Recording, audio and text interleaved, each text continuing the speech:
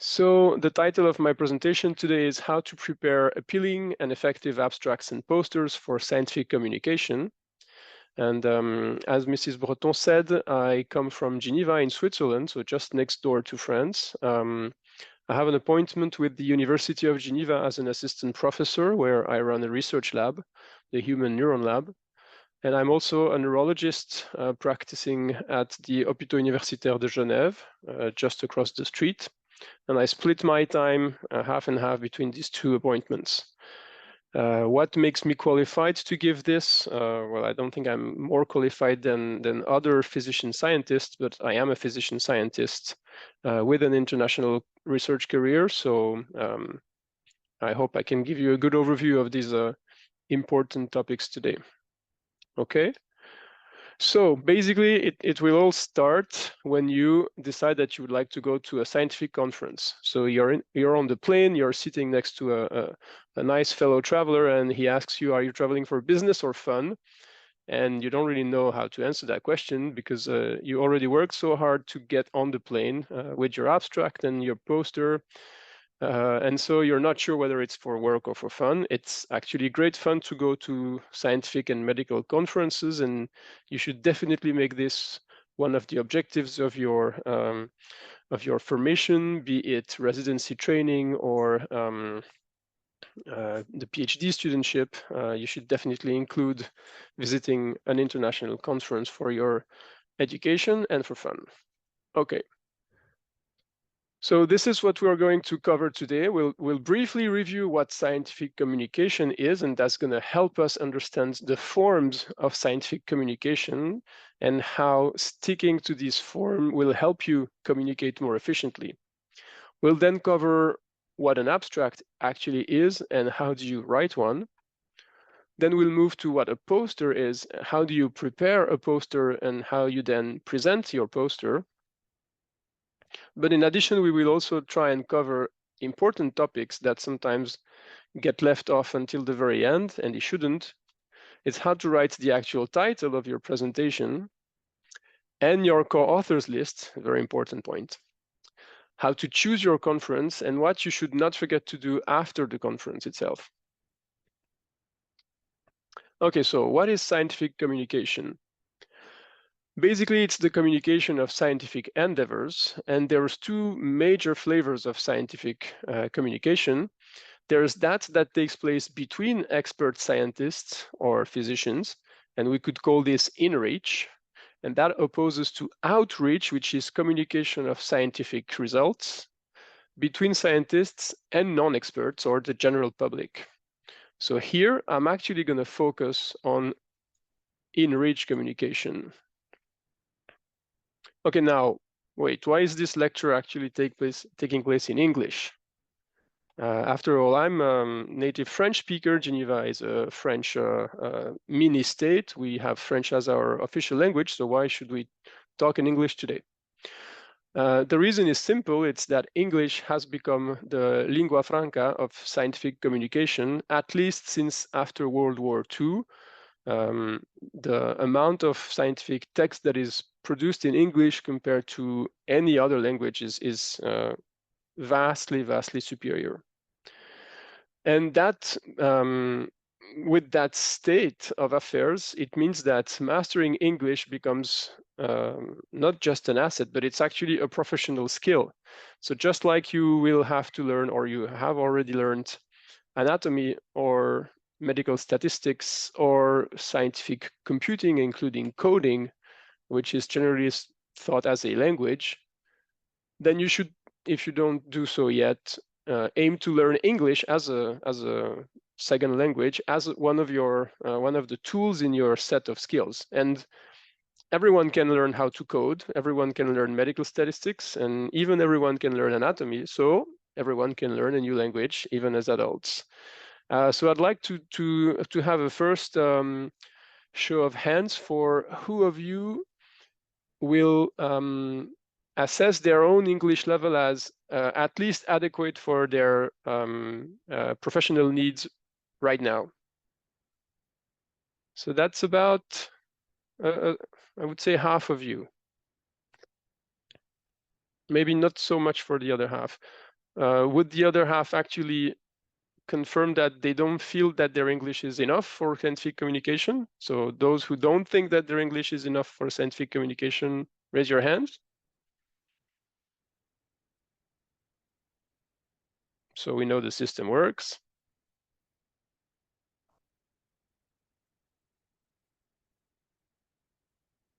Not so many of you don't think that their English is good enough for scientific communication. Well, that's very good.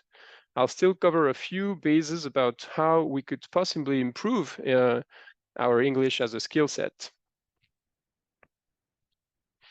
So let's just briefly review the case of Switzerland. As I told you, I'm actually a native French speaker, so I'm here. This is Geneva.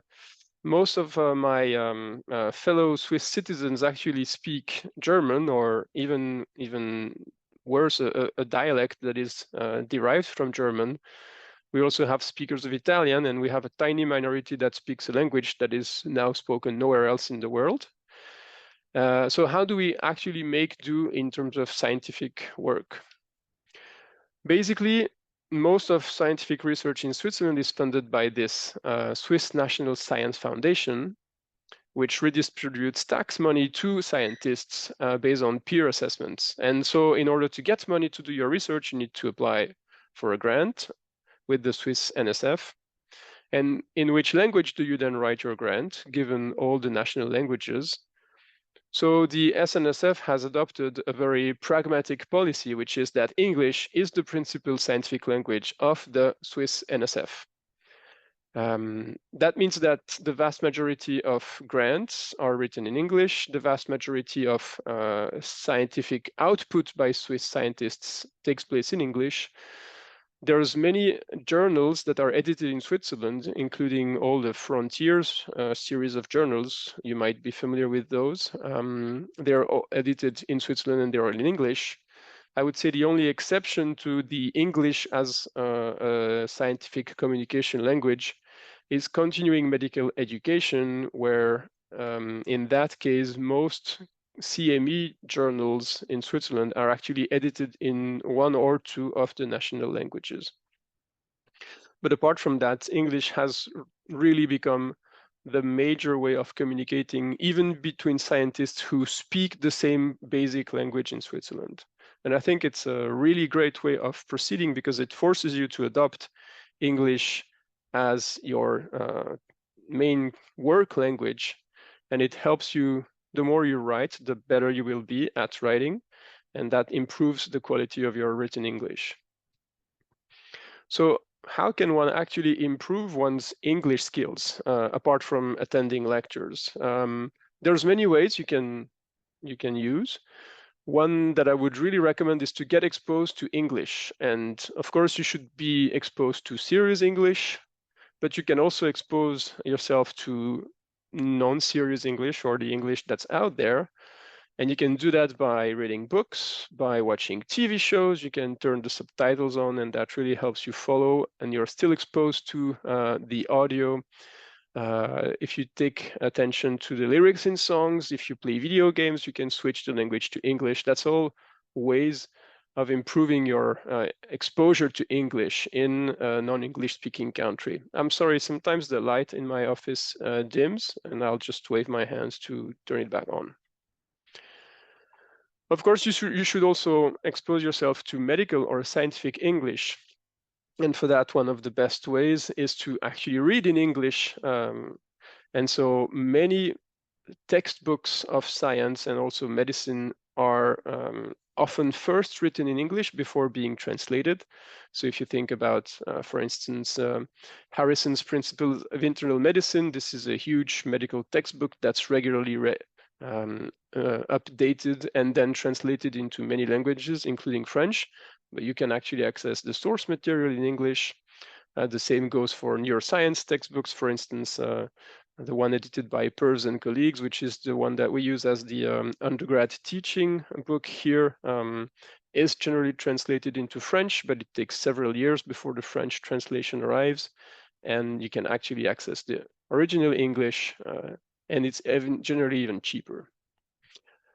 In addition to reading, you can also expose yourself to audio English by listening to scientific or medical podcasts, or watching YouTube channels of medical experts or of scientific journals who produce videos of article summaries, for instance. And then one exercise that's super useful, but a little bit artificial at first, is to actually decide at lab meetings or at journal clubs that you will speak English. Even between speakers of French, you actually force yourself to use English, and that's a great way to improve your levels. And of course, if you're totally stuck, you can always revert briefly to French, but to maintain this rule is really something very, very helpful. And in most Swiss labs in Geneva that I know, the daily interactions takes place in French, but any actual work, like weekly lab meetings, for instance, will take place all in English. Okay, so that's useful for spoken English. And once you actually have to write something, what tools can you use to improve your written English? So the most important part here is that you should practice, because the more you practice, the better you'll become. But you can actually use a series of computer tools to help you. And these tools are accessible online, and I think that they are all free. So you have Grammarly, which you can copy text into a text box, and it will help you detect not only spelling mistakes, but also grammar mistakes, like weird turns of phrases or things that you should simplify. The same goes for the Hemingway app, which detects, it's specially designed to detect too complex sentences, which are always plaguing medical and scientific writing. And then you have something that's a bit the reverse. It's Quillbot. It will help you paraphrase yourself. So that can be helpful when you fear that your vocabulary is maybe not rich enough, that you can have enough diversity in your formulations. And so you can use this tool to avoid repeating yourself too much. And these are, I took them from a very nice editorial at Nature Reviews Bioengineering, which I recommend. It's about how to improve one's English when one is an international scientist. Okay, what about ChatGPT? I'm sure you're all very familiar with ChatGPT. So I actually gave it a try earlier today, and I'll show you the example a bit later. Of course, it's very good for rephrasing, and what is nice about it is you can set a tone. For instance, you can ask ChatGPT to rewrite a section of text in a more conversational style, or rather in a more serious and scientific style, and this will help you pick synonyms for things that you know how to say maybe in not formal English, in colloquial English, but now you want to express them with the proper selection of words. You can also use ChatGPT for translation, along with many other automated translation tools. These require really, really careful rereading.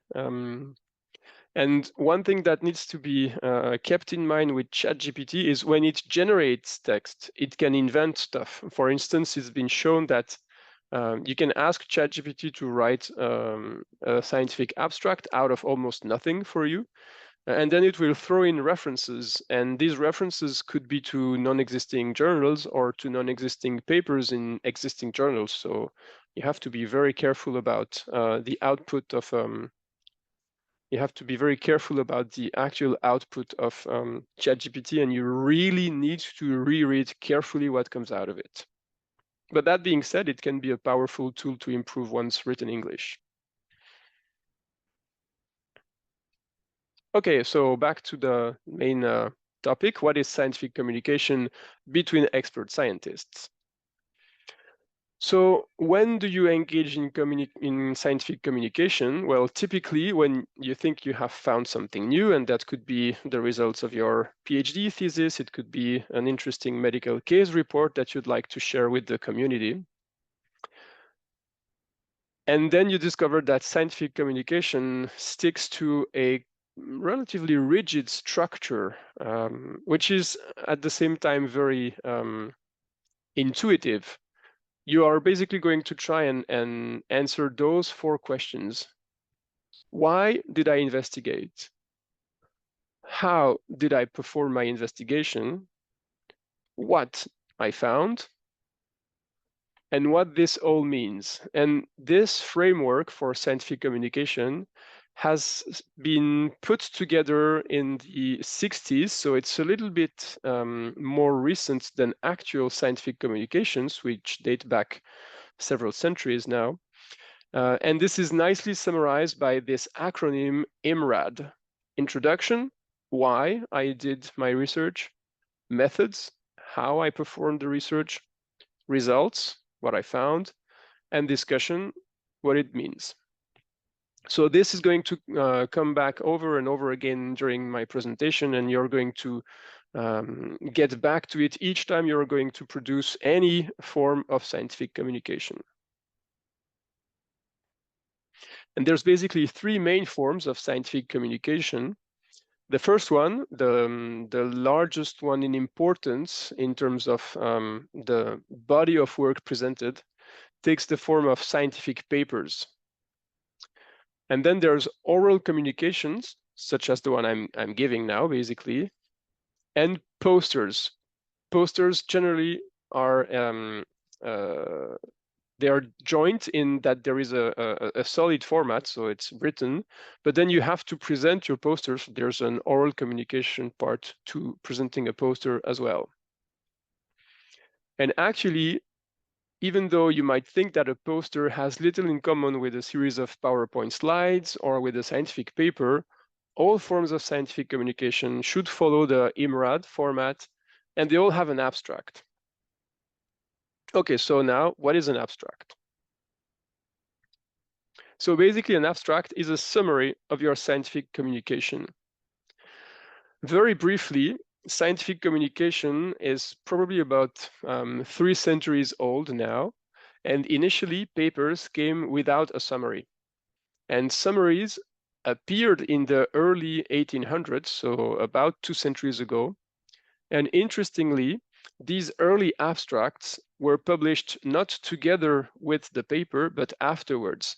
And the idea was to summarize the sometimes long and complex communications by scientists with a shorter amount of text. And this is why they're called abstracts, because they were abstracted, which means drawn off. You could almost translate it as extracted. They were extracted from the original paper.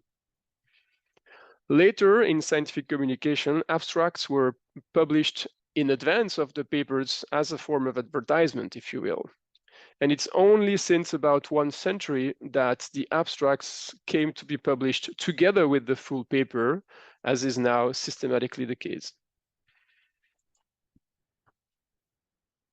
So the purpose of the abstract is to give readers a brief overview of your work. And the reason why they are important is that given the very large volume of scientific publication, very often people will not read past the abstract. So even if they are interested in your paper, they will actually only read the abstract. So this is why abstracts are so important.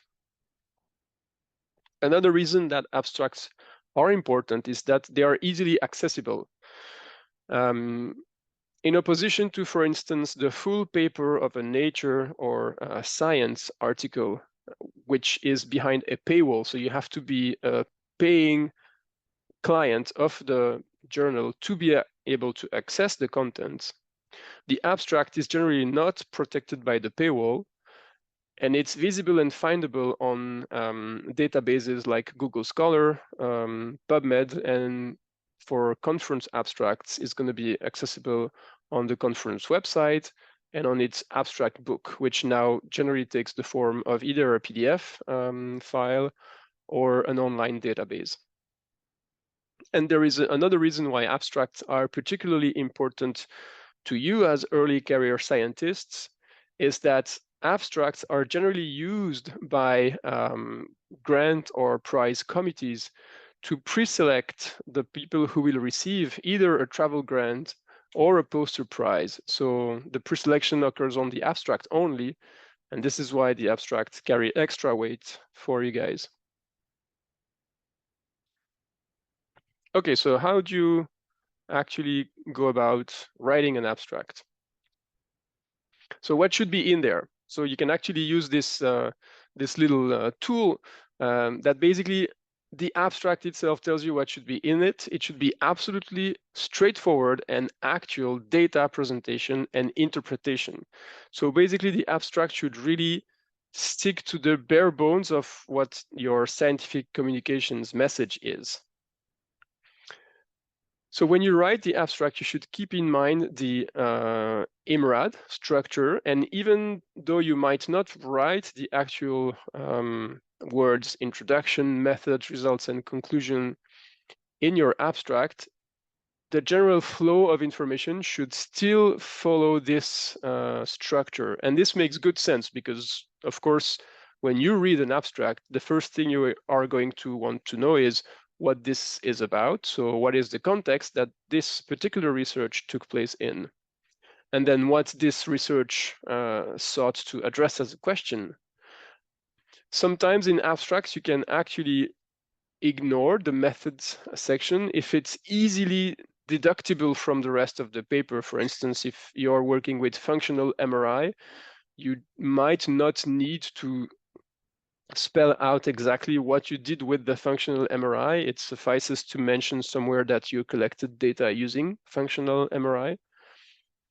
But of course, in some more specific areas of work, you might need to detail the methods that you used, especially if you used innovative methods, for instance, methods that you developed yourself for the purpose of your research.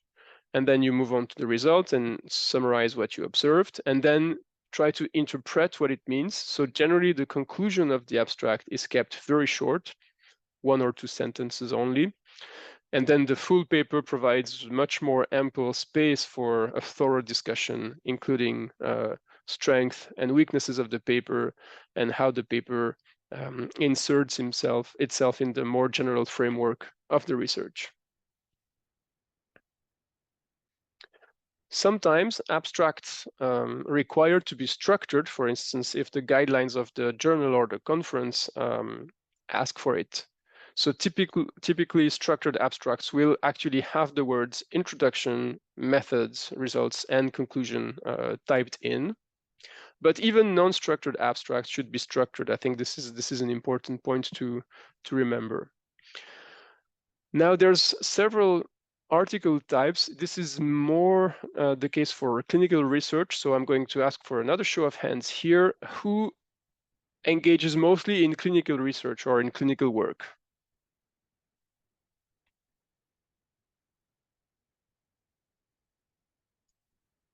So I'll raise my hand here. Okay, so not too many of you guys.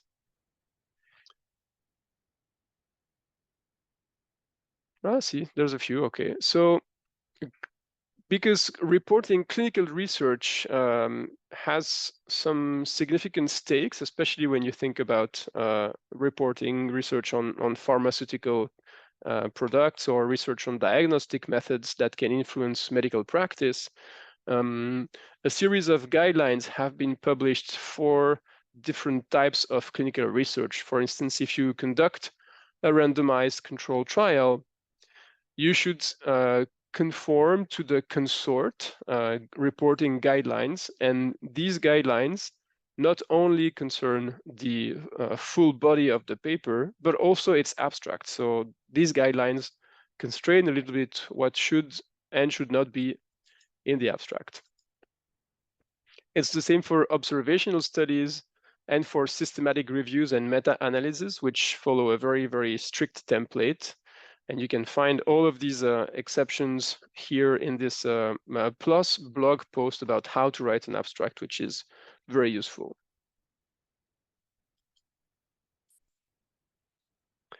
Okay, so the general structure of the abstract, as we saw, starts with general background and then more study-specific background, followed by the very important knowledge gap. So you have to state clearly in the abstract what currently missing point of knowledge you attempted to fill.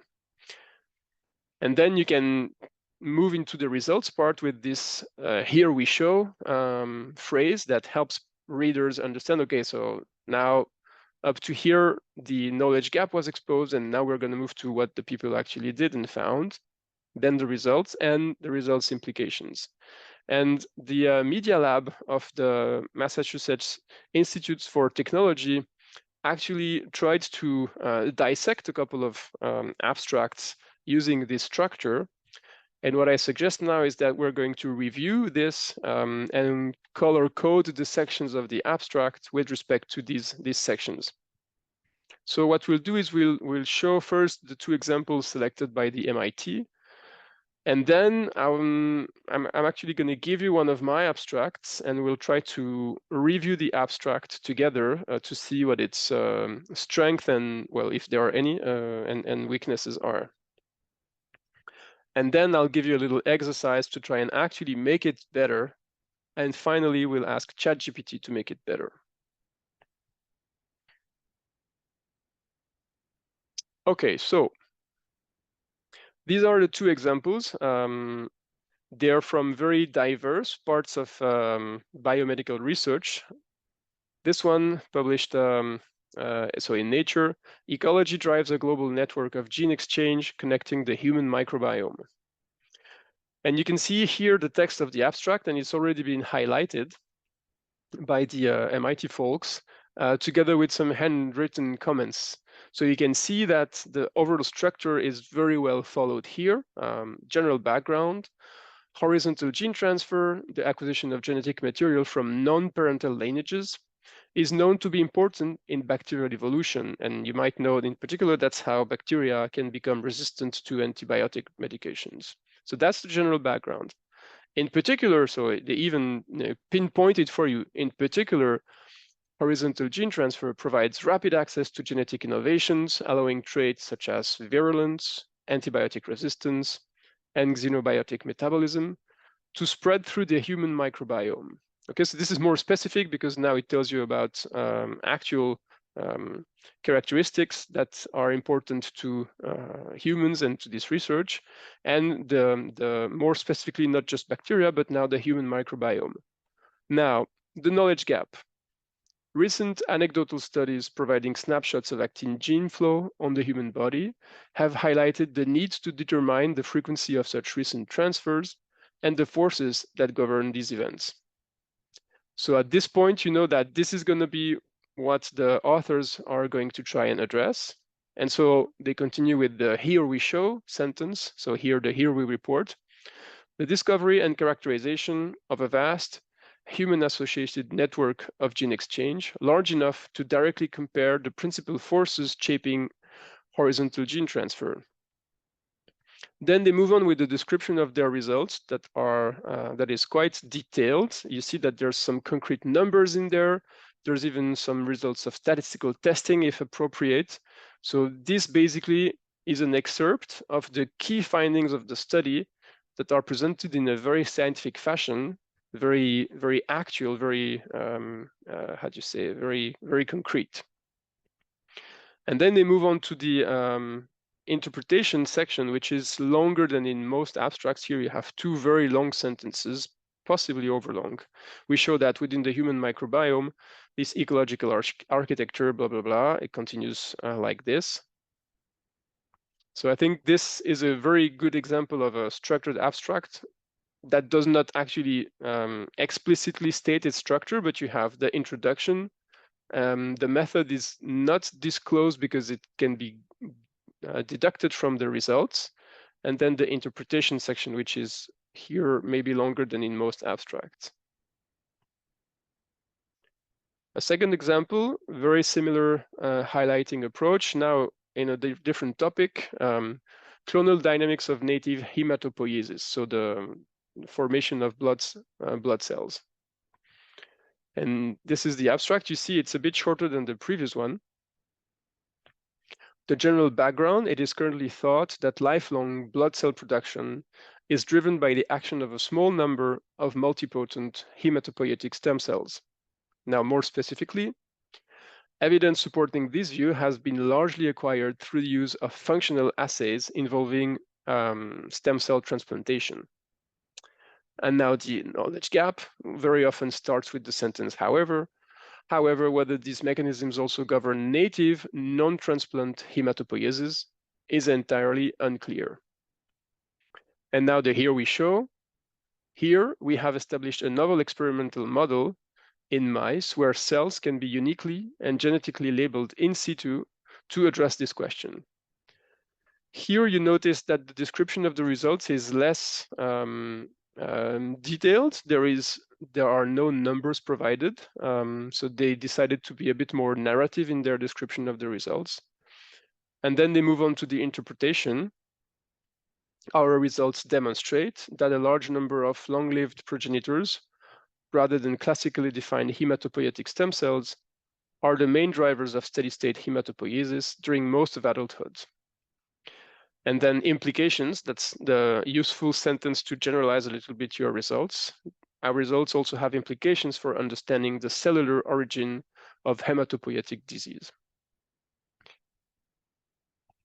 Okay, so you see the color coding, the structure, even though it's implied, is here and is very clearly visible through the highlighting. So what I suggest now is that we try to improve one of my abstracts. Okay, so this is a paper that I worked on about 10 years ago. I would say it's the first paper that I did after my PhD, basically. It talks about using a non-invasive technique called electric source imaging, and to apply that to a type of activity that is typical of patients who suffer from epilepsy, called interictal activity. And the question is whether electric source imaging of interictal activity can actually localize the seizure-generating parts of the brain in patients with epilepsy. So I'm just going to read the abstract out loud, and then what I suggest that you do is you actually click on the PubMed link here, and that's going to give you access to the text of the abstract, and you copy-paste it somewhere on your machine. And then you start to think about how you could make it better. So we'll read the abstract, then we'll do this highlighting into sections. I'll give you my thoughts on why this abstract is good or maybe not so good. And for the record, I was astonished that it was so bad. And then we'll try to make it better together. Okay, so here you see it's a structured abstract. So the section headings are imposed by the journal. So the objective of the research. It remains controversial whether interictal spikes are a surrogate of the seizure onset zone. Electric source imaging is an increasingly validated, non-invasive approach for localizing the epileptogenic focus in patients with drug-resistant epilepsy undergoing evaluation for surgery using high-density scalp EEG and advanced source localization algorithms that include the patient's own MRI. Here, we investigate whether localization of interictal spikes by electric source imaging provides valuable information on the seizure onset zone. Now we move on to the methods. In 38 patients with focal epilepsy who later underwent intracranial EEG monitoring, we performed ESI, electric source imaging, of interictal spikes recorded with 128 to 256 channel EEG. We measured the distance between the ESI maximum and the nearest intracranial electrodes in the seizure onset zone and in the irritative zone, the source of interictal spikes. The resection of the region harboring the ESI maximum was correlated to surgical outcome. Results: the median distance from the ESI maximum to the nearest electrode involved in the seizure onset zone was 17 millimeter with an interquartile range of 8 to 27 millimeters. The irritative zone and the seizure onset zone co-localized in most patients with a median distance of 0 millimeters and an interquartile range of 0 to 14, supporting that the notion that localizing interictal spikes is a valid surrogate for the seizure onset zone. There was no difference in accuracy among patients with temporal or extratemporal epilepsy. In the 32 patients who underwent resective surgery, including the ESI maximum in the resection correlated with a favorable outcome with a P of 0.03. Conclusions: localization of intractile spikes provide an excellent estimate of the seizure onset zone in the majority of patients. ESI should be taken into account for the management of patients undergoing intracranial recordings. Okay, so you can already tell it's relatively long. Oh, I'm sorry. Of course, I should have copy-pasted the link in the chat. I should actually have sent you the PDF of the slides earlier, so the links would work. So you'll get the course material actually, and don't hesitate to use the chat to and even make some noise to interrupt me if you need something. Okay. Really, I mean, I'd rather this is interactive as much as possible. All right, so this is the highlighting that I did for this abstract. And interestingly enough, when I reread this abstract, I was struck that it does not begin with the general background, right? The first sentence that should, well, the sentence that should open the abstract is the one in yellow here that is more general than the second one. So here, and I think this is wrong, I started with the specific background before moving to the general background. And of course, this is a huge sentence, which is, like I realized even now reading it, is how far it stretches and how overly complex it is. The knowledge gap is here, and then there is no here we show, but there is how we show it. There is relatively detailed results, and then the implications are stated here. Would anyone at this point want to provide feedback or comments on the abstract? Really don't hesitate. It would be really great to have the discussion open, to know what you think, whether if you don't work in the topic, you probably do not work in the topic, did you understand anything at all, or it remained completely obscure even after the reading? Whether the style is okay or whether it's overly complex. Who would like to start? Go ahead. Hello. So I think that if you don't work in the field, like I didn't understand. Like at first, I'm getting bored because like there's not in a proper introduction. Like we don't know the context. It's directly diving in, and when we don't work in it, like it's too much complex. Sorry. Right. So the absence of background information means that you don't know what to make of the research, right? You don't understand why this was done, for instance. Yes, exactly. So they just say why they do that, but we don't get proper introduction to it. Yeah, I absolutely agree. Yes, go ahead. Good evening, everybody. I just want to say concerning the objective, I think as she was saying, the context is very, very long. I think for me, it was not very important to say it's remained controversial. Maybe it remained controversial could have been the goal or the main objective that could be the aim of the study, to show that because it still be controversial, we decide to do this study. That's what I want to say. And this could have reduced the context and reduced the objective. Excuse Absolutely. me, my first language is not French, but as you say, doing research, we have to speak French, English, and English. The lucky we have it with the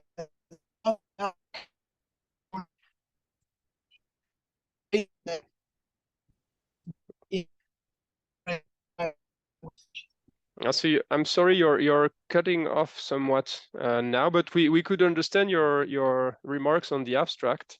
and I think they're very much to the point. You're almost pointing to one of the features of this paper, which is it actually tries to answer two questions.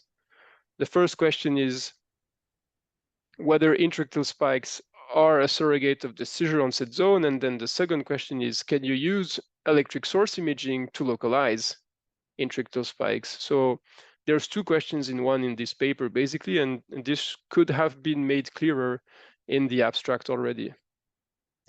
Anyone else want to intervene at this point?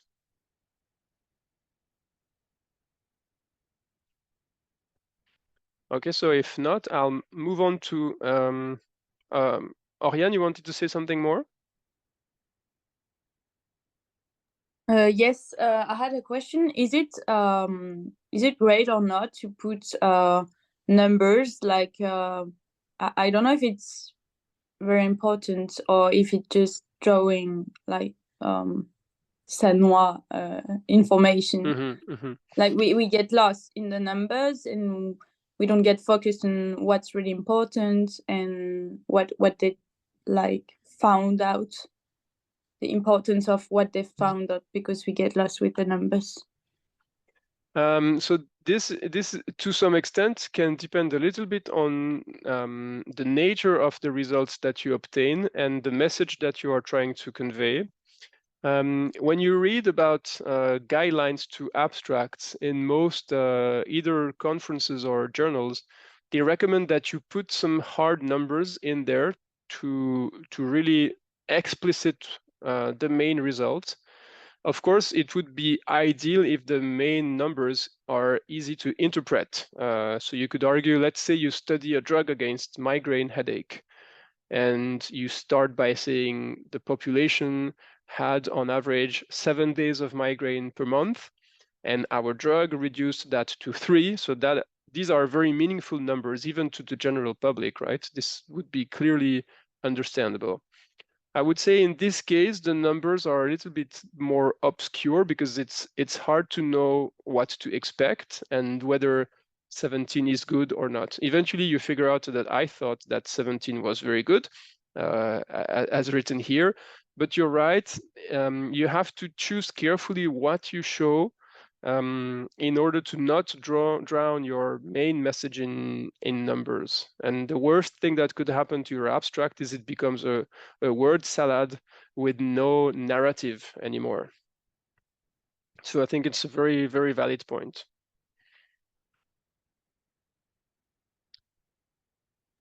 Okay, thanks. Don't hesitate to, for all of you, right? Don't hesitate to intervene at any point. I'm going to move on with my own comments on rereading this 10 years later. So as we said, the intro dives directly into the specifics and does a very poor job of actually introducing what the research was about. And then this sentence here, which is immediately followed by the methods, is actually repetitive, right? So we say that we're going to localize intractile spikes by electric source imaging, and we say exactly the same sentence here with just a little bit more information provided. So there would have been a way of simplifying the wording to make it more straightforward and linear to get closer to the main point. Then I was struck at how many abbreviations I put in there, and I wondered whether all these abbreviations were necessary, because if you dive in and you say the median distance from the ESI maximum to the nearest electrode involved in the SOZ was 70 millimeter, IQR, IZ, SOZ, IQR, SOZ, ESI. So it starts to look like something very, very specialized and very hard to parse. So abbreviations in abstracts should be used only when they're really, really useful and when they're universal. For instance, EEG, MRI, these sort of things you can write without having to develop them. What I thought was actually rather good about the paper, but I'm biased, of course, is that I thought that the key results were actually nicely explicited in the results section, and there's some specific messages provided, especially if you know the field a little bit. Maybe that's what's missing here, is that these numbers are actually pretty impressive for that sort of research. And I think it was important that the numbers figure in the abstract, because the paper itself is behind the paywall. Even now, you can't access the full text freely from the publisher. And then the conclusion sticks to the 2-sentence format, which is the most common and the most widespread one, but it's a bit too specific, I thought. So what I suggest now is that you guys take a few minutes to try and improve the abstract yourself. You can get the text of the abstract from the PubMed link that was provided in the chat.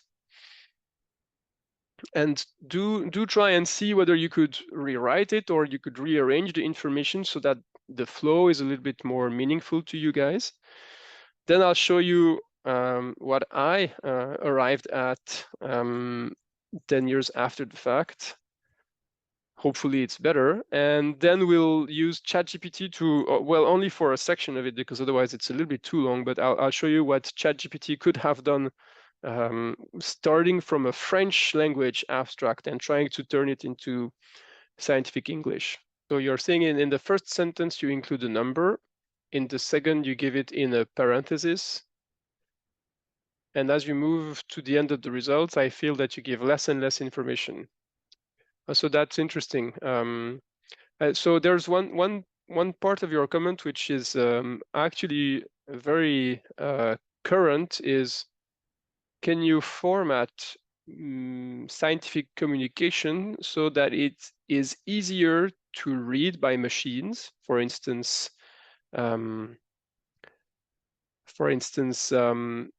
by formatting the results so it's always clear what variable was measured, what statistical test was run, it might become easier to run systematic reviews and meta-analysis, which are a very specific type of research where you as the name suggests, where you reanalyze the results of primary research to increase the power of the research by increasing the number of observations. So that's a very good point. Should the format be a little bit stricter? I think that what would argue against a very rigid and strict format for result presentation is that it becomes a little bit stereotypical and possibly repetitive. But it's a very good point that you're raising. And it's also true that the paragraph basically goes from the most important result to maybe the less important ones, to the extent that maybe some sentences like this one, there was no difference in accuracy among patients with temporal or extratemporal epilepsy. This probably could be left out if people are super passionate about epilepsy surgery like I am. They will open the paper because they are wondering, well, does it work as well for temporal or extratemporal lobe epilepsies?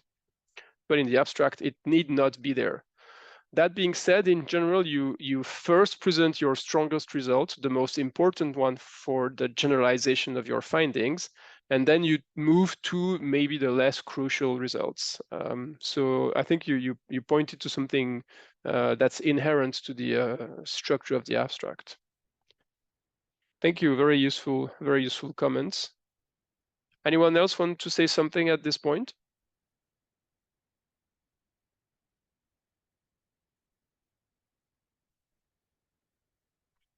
Otherwise, I can move to the part where I show you how I wrote it just a few weeks ago. And again, don't hesitate to intervene either on the chat or with your microphone to let me know about your input.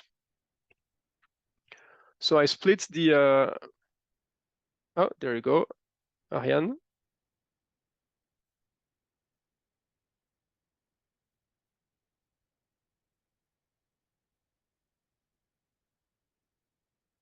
So you're investing time on setting the stage more appropriately for a more general context, as you say. And I do agree with you. This is we have identified it together that this is clearly the main weakness of the abstract as it now stands, that it's not made clear enough why this research matters, what is important about it. So let me show you how I worked about it. So in each of the next 3 slides, I copied the original text here and the one I rewrote, trying to stick to the rules I just gave you about abstracts before. So now I'm starting with something a bit more general. Epilepsy surgery is the best therapeutic option for patients who suffer from drug-resistant focal epilepsy. So now you have the general context. The general context maybe not as broad as what you suggested, Oriane, and your introduction is definitely going to be the introduction of the article itself, telling about how important epilepsy is as a public health problem and what it means to patients with epilepsy. This definitely will be in the paper's introduction. In the abstract, for the sake of space, because abstracts are generally tightly limited in terms of numbers of words or characters, I think it's best if we go to the slightly more specific topic of drug-resistant epilepsy. This is the population of people we are talking about. So successful surgery depends on the accurate localization of the cortical region that generates the seizures. Electric source imaging, a mathematical technique that localizes the source in the brain of electrical activities recorded at the surface of the head, can be applied to intrictal spikes. But here is the knowledge gap sentence. It remains unclear whether electric source imaging of intrictal spikes helps localize the epileptogenic focus. So I think here the stage is set a little bit better, and we are better explaining what the context of the research is. Then moving on to the methods, and I, as you can see, I massively reduced the amount of text here. This is the new methods. Here we compared the accuracy of ESI of intrictal spikes with 2 gold standards, intracranial EEG and freedom from seizures after resective surgery. So I think this, the most drastic change, makes it actually much more clear what actually are we comparing our new method to, right? We're comparing it to the 2 best ways of measuring what we want to measure, the 2 gold standards, and this is explicit now and clear to understand. And it follows that the results are going to present ESI with respect to these 2 gold standards. So here we go. In 38 patients, the localization of the sources of intrictal spikes by electric source imaging was accurate. And here are numbers. So now the numbers are all in the parentheses. So coming back to Elsa's comment, I think it's the structure here of the sentence is a little bit clearer with the narrative, and then in parentheses the specific. Median distance with intracranial EEG 15 millimeters, interquartile range 18 to 21. So now the first comparison that we make is between ESI and intracranial EEG. Then the sources of intrictal spikes often corresponded to those of seizures. Thus, ESI of intrictal spikes accurately localize the regions of seizure onset. So it's a little bit clearer now, the steps that we take. First, we look with intracranial EEG, whether the ESI is precise. Then we compare whether in intracranial EEG, the intrictal spikes come from the same area as the actual seizures. And then we can actually make the jump from ESI of intrictal spikes to the intracranial EEG of seizures. And then the second gold standard, which is freedom from seizures after epilepsy surgery. So the idea is that the surgery was a success. You removed the part of the brain that caused the seizures, and the patient no longer has seizures. So in the 32 patients who underwent resective surgery, the inclusion of the ESI result within the resection cavity, so taking it out, correlated with a favorable outcome. And here there's some numbers. This is relatively specific of the field. The angle class classifies the outcome of the surgery. If you're in angle class 1, it means that you no longer suffer from seizures at all. And again, this p-value here, we could actually remove it, but you can guess what statistical test was run if you have 2 proportions here. Anyone knows what typical statistical test one will use to compare proportions? that's medical statistics 101, but these things are easy to forget if one does not need them.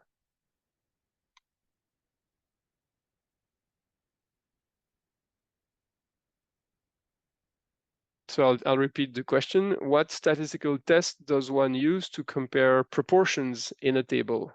You're right. Let's say there's basically what you're having is a 2x2 contingency table. So basically you have patients who, so all of the patients underwent resective surgery, and then some of them are seizure-free and some are not, right? So here you can tell that 15 patients after surgery no longer have seizures, 17 still have seizures, okay? So that's, let's say, the columns of your table. And then the lines of your table are whether the ESI result was included in the resection cavity. And so you have 12 of these 15 in the patients who are free from seizures, 7 of 17 in the patients who still have seizures. So you can guess that in the remaining 10 patients here, the ESI maximum was not part of the resection cavity, and in the remaining 3 patients here, the ESI maximum was not in the resection cavity. So it's a 2x2 table. You're right, it's the chi-square test, absolutely. You could probably run some more sophisticated testing, but typically what you use to compare proportions in such tables is the chi-square, so chi-carré chi-square test, absolutely. All right. The conclusion reads now: ESI accurately localizes the sources of intrictal spikes, and this is useful to localize the seizure onset zone and guide resective surgery. And now this actual last sentence is more powerful. ESI should be offered to patients with drug-resistant focal epilepsy who are considering epilepsy surgery. So that's the conclusion is actually a little bit stronger than before, because it's not just word that's taken into account, but patients should actually be offered this procedure. Eric has a comment. So the type of study is not mentioned, I think, in the methods, and you are absolutely right. And this is something that should probably be stated in the abstract. So for instance, if you run a clinical trial, so a randomized controlled trial, you will definitely write that you are running a randomized controlled trial. In this case, this is actually a retrospective cohort study. So that allows you to gauge the strength of the evidence. The best is a large randomized controlled trial or a meta-analysis of more than one randomized controlled trial. And then with cohort studies such as this, the level of evidence drops significantly. It must be said, on the other hand, that there are some areas of medical research where it's extremely hard to perform RCTs, and anything involving surgery falls into that category, because it's very hard to randomize surgeries or to blind for surgeries. But you're right, it's good practice to specify the type of study. So for instance, we could replace here by writing in this retrospective cohort study, for instance. We could do something like this. It's a good idea. Any other comment at this stage? So I suggest I go on, but please stay until the end. And if you agree, when I'm done with the presentation, please give me feedback on this, because it's the first time I do this with like dissecting an abstract. You'll tell me whether you think it's useful or not. Maybe the topic is so specific that it prevents you from entering the exercise, or on the contrary, it's useful. So you let me know at the end, okay? Okay, now I did something a bit different. I rewrote the beginning of the abstract in French, out of memory, not really translated it. And then I fed that into ChatGPT, asking it to translate it into English. So going to switch to French. La question de l'utilité de l'imagerie de source électrique des décharges épileptiformes interictales pour localiser le cortex épileptogène n'est pas encore résolue.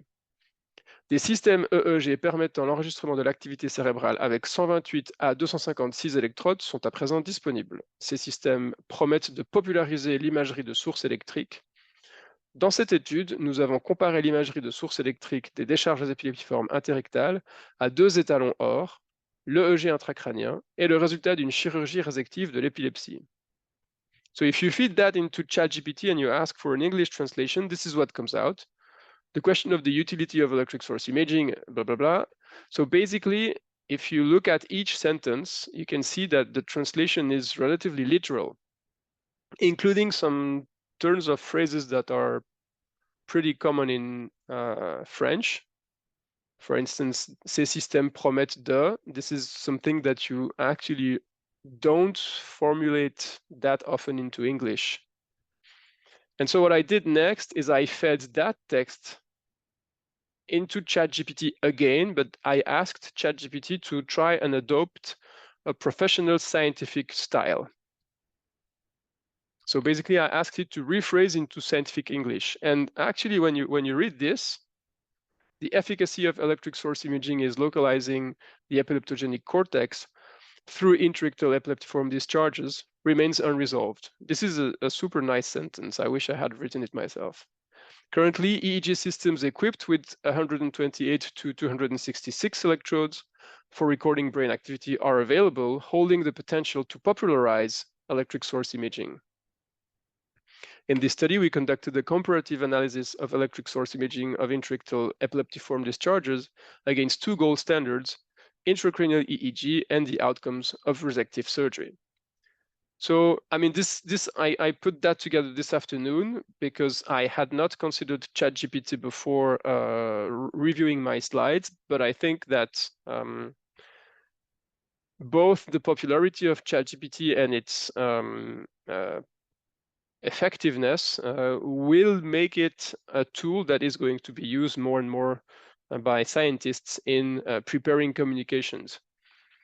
I think this is pretty decent, and I think that if you're really not confident enough about your written English, you could try and write in French, then translate it and then have it rephrased with the big caveat that you really need to read this super thoroughly to make sure that the ideas that you want to convey are exactly as you want them. Maybe it's hard for you to generate the text. It might be a little bit easier for you to understand written English. It's often the case, right, that one is more comfortable understanding than producing in a foreign language. And this really requires careful proofreading because ChatGPT, because of the way the algorithm functions, can sometimes introduce elements of surprise in word selection.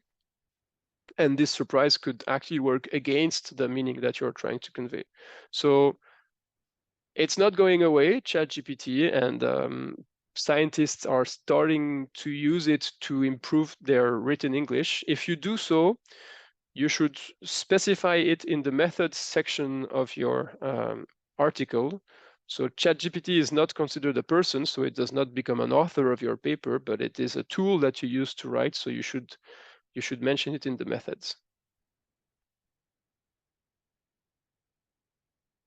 Okay, now I'm just going to give you but is it acceptable for an article or journal if we use ChatGPT for writing? So yes, it is, in the sense that you could write in the methods section. Generally, the methods so you don't generally specify in the methods section which word processor you used. Okay, if you work with Microsoft Word, you don't have to specify this, as opposed to coding your paper in LaTeX or using Google Docs, for instance. With ChatGPT, it's currently recommended by most journals that if you used it, you should specify it in the methods using a small section for about how you prepared the report. And you should probably say what you used it for. Maybe you used it to streamline the English, or you used it to adopt a more scientific tone. You will see that most journals now have policies that frame how you can use ChatGPT and the like for generating your report. So it's acceptable, but it has to be explicit. And if you ask ChatGPT to produce a full article, it will. Of course, you should trust nothing of what is in there, right? You can ask it to put numbers in the abstract for you, and it will invent numbers. It's what it's meant to do. Of course, if these numbers are not connected to any reality, then the output of ChatGPT is meaningless. So I think for rephrasing, that's pretty fair use. Okay, so now I'm going to move through a few tips and tricks of abstract writing. So the information is a little bit more dispersed here. One of the important aspects of the abstract is it should try and focus on one main message, your biggest message. And you should probably try and signal this in the title already.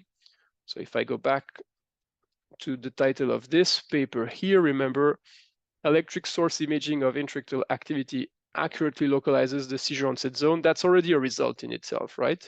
So this should then be the main message of your work, and this should be signaled in the abstract and possibly in the title. Then, and this is especially true if you're going to a conference, but it's also true if you're preparing a scientific paper, you should adapt your writing a little bit to your readership.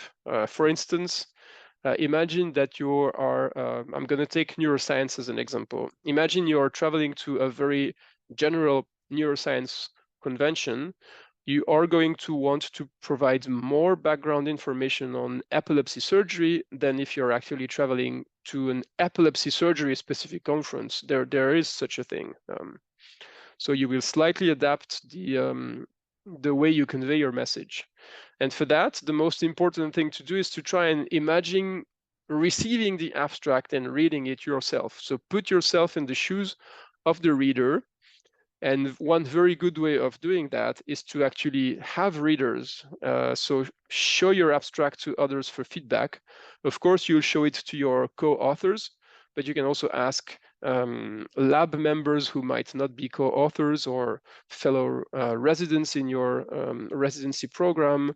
You can even ask people who are not familiar with the field at all to give it a look and tell you what they mean, what they got out of it. And then you should also put yourself in the shoes of the editor of the journal or the reviewer of the abstract and think for a minute, what is going to be taken out of my abstract by the person who reads it? What is going to be the main message that I'm going to convey? Will this make the paper accepted or rejected outright? So this is an important the abstract is an important point where decisions are made regarding accepting or rejecting contributions. One very important thing to remember is that writing a good abstract takes time. So it can't be done 2 days before the deadline for the conference submission. So you should start early and you should iterate. You will probably even produce several versions of the abstract, and maybe you will even start over because you will receive so many comments from 2 different of your co-authors that are not compatible with each other that you'll say, okay, I take this input, I let it brew a little bit, and then I start over with a blank page. And this is normal. If it happens to you, don't worry, this is exactly how it's supposed to go. You will iterate so that you basically improve it with each successive version. And remember to provide enough time for your co-author's comments. So for instance, sending the abstract at 11 a.m. with the hope of having comments by 5 p.m. on the same day is not realistic. But at the same time, you should provide them with a deadline so that they know they have 1 week, maybe they have 2 weeks before they have to get back to you. And if they have not gotten back to you by that point, you will move forward. This avoids you having to try and track people at the very last minute and you don't know why they didn't answer. Maybe they have this crucial comment to give you. Maybe they found the fatal flaw in your research or whatever. So you need to let them know how long it's okay for them to wait before they provide you with the feedback. Okay, so time is important to consider. And then remember that if there are guidelines, you should follow them. Nothing angers the journal editors more than you not following their guidelines. So if the abstract should be structured, then provide the structure explicitly. If there is a word or a character count, respect it. Sometimes the electronic submission system will not let you click on submit until you have reduced the number of words to the correct expected number. What about abbreviations? You should really try to use them to the minimum. Some journals will allow abbreviations, and there is even sometimes lists of allowed abbreviations, and they will discourage using others. And maybe you have some obligatory statements that need to be in the abstract as per the guidelines, maybe a sentence about ethics approval or data availability. So if so, do include that in your abstract. So basically read the guidelines and follow them. Then very important, proofread carefully. Again, it puts the person who is going to review your abstract in a bad state of mind if there are typos or mistakes of spelling or grammar. And you can have that checked by ChatGPT or by having the article reread by people who maybe master written English a bit better. So for instance, it could be colleagues of yours or even friends of yours. You don't need to be an expert in the field to review an abstract for the English language. So do ask for help, and you can always give ChatGPT a try. I'm saying ChatGPT here, you can actually use any of the other tools I mentioned earlier. Okay, so a few do's and don'ts. You should try and be concise. So that means you should remove words or sentences that are not absolutely essential to convey your main message. But you should not be too concise that you become very too much factual and not enough narrative to guide the reader. You should adapt to your readership and focus on your key messages. Proofread and then try to come up with a good title, and we'll come back to that later.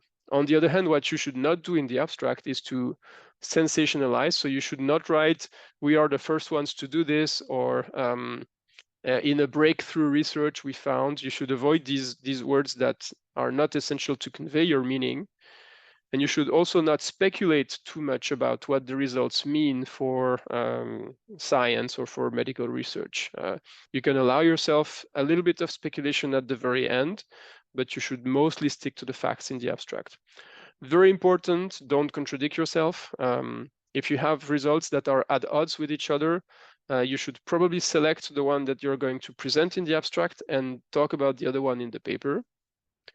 And we normally do not cite references in abstracts, but there's an exception, which is nature. It's a big exception.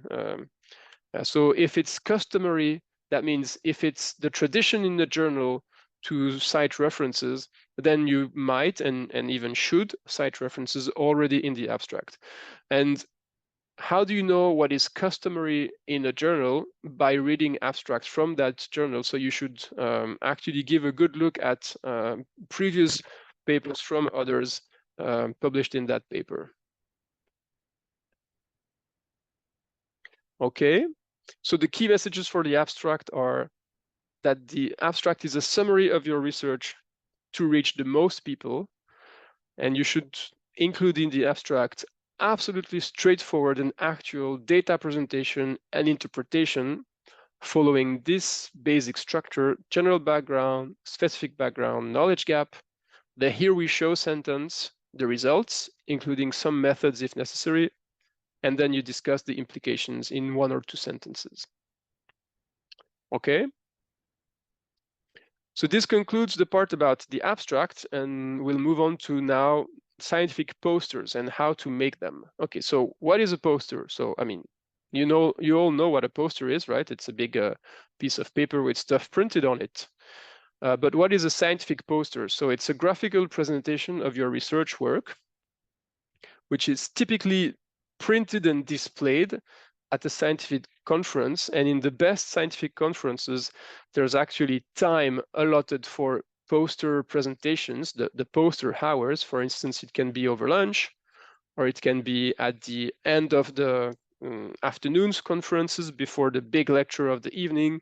There's a couple of hours, for instance, where people can walk in the poster room and browse posters before stopping at selected posters to chat about that poster's work with the person who prepared the poster, who is standing by and waiting to talk to people. And compared to the abstract or the paper, the poster has a slightly different purpose. Of course, you want to give readers an overview of your work, but it's also an opportunity to present yourself as a person and as a scientist or as a physician. So this is what a poster hall looks like at one of the largest scientific conferences around. This is the the American Society for Neurosciences annual meeting, and that picture was taken before the COVID times in 2017 in Washington, DC. And you actually don't see the entire poster hall in this picture, so believe me, it's even bigger than that. And so you see people browsing posters, sometimes stopping by and making little clumps in front of posters to discuss, and you're here. And now the trick is you're here, but you're actually not alone, right? There's many people around you, and how do you actually attract attention to this place? So this is the difficult balance to strike in a poster, because your poster should be appealing, otherwise no one will stop, but it should still be rigorous. So it cannot be only graphics and no substance. The poster ideally should be understandable without any further explanation. That means people who stop by your poster and you're not there should be able to understand what research you did. But the poster should still be enriched by your in-person presentation of it. Ideally, the poster should be linked to a paper.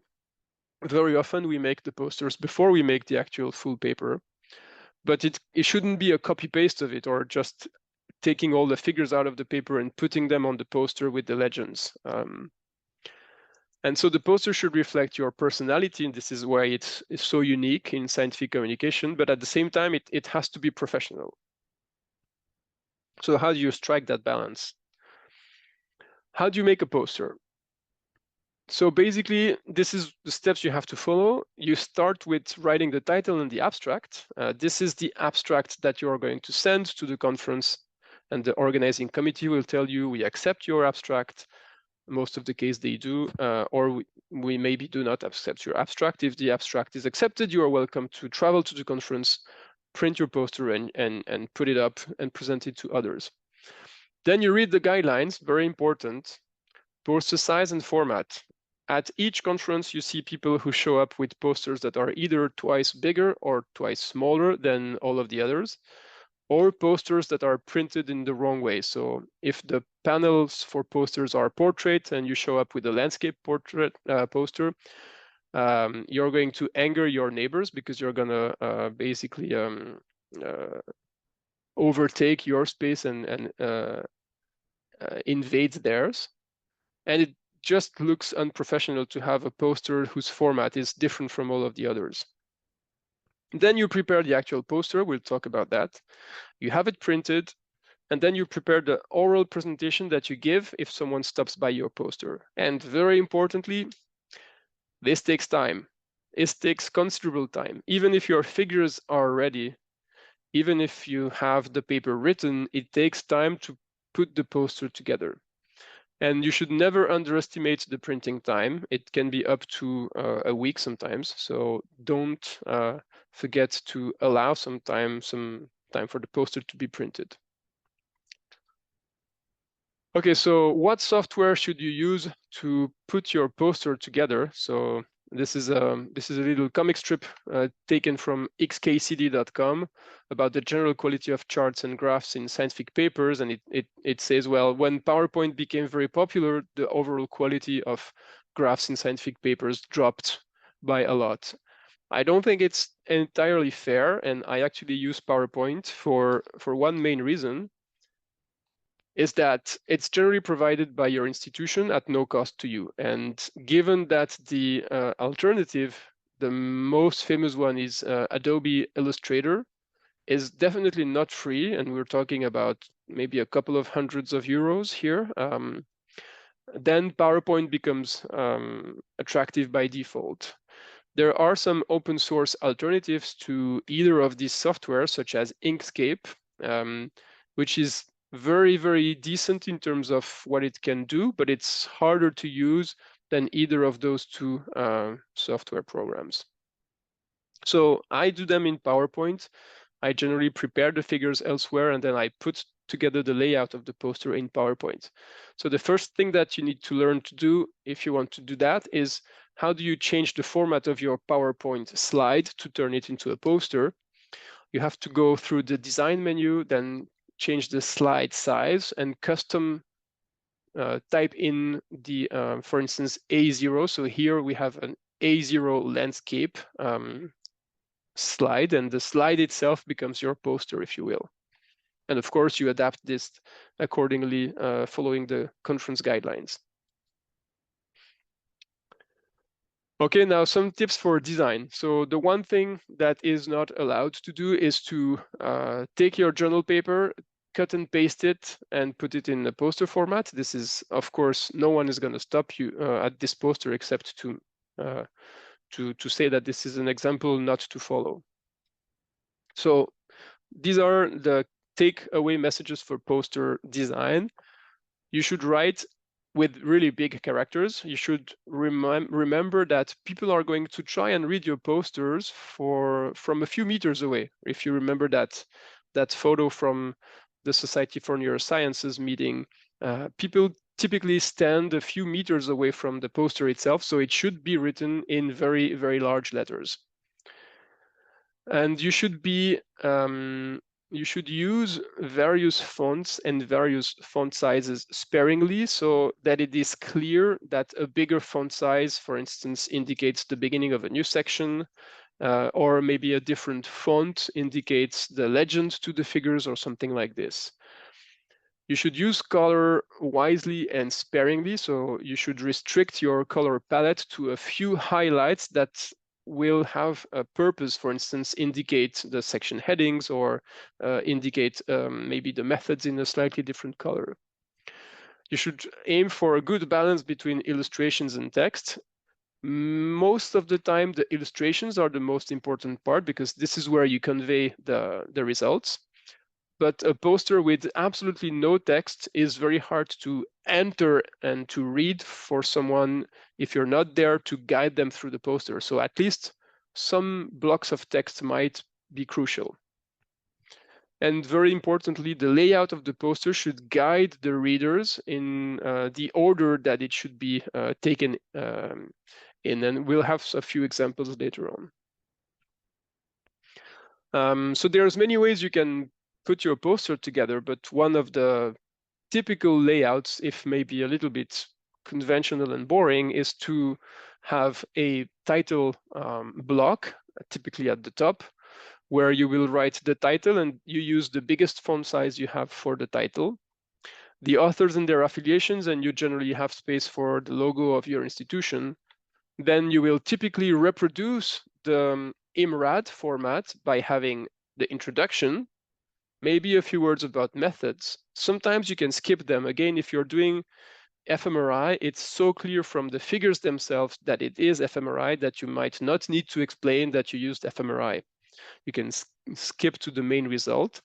Put the main result somewhere high or central on the poster so that it grabs the attention the most, and then the figures that underlie the main result, more results, and you can keep the conclusions to only a few bullet points, maybe the 2 or 3 take-home messages.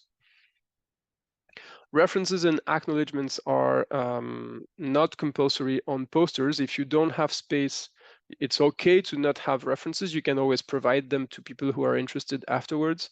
And the same goes for acknowledgements, maybe except if you have a very important funder that you need to acknowledge, such as the Swiss National Science Foundation, for instance, in my case.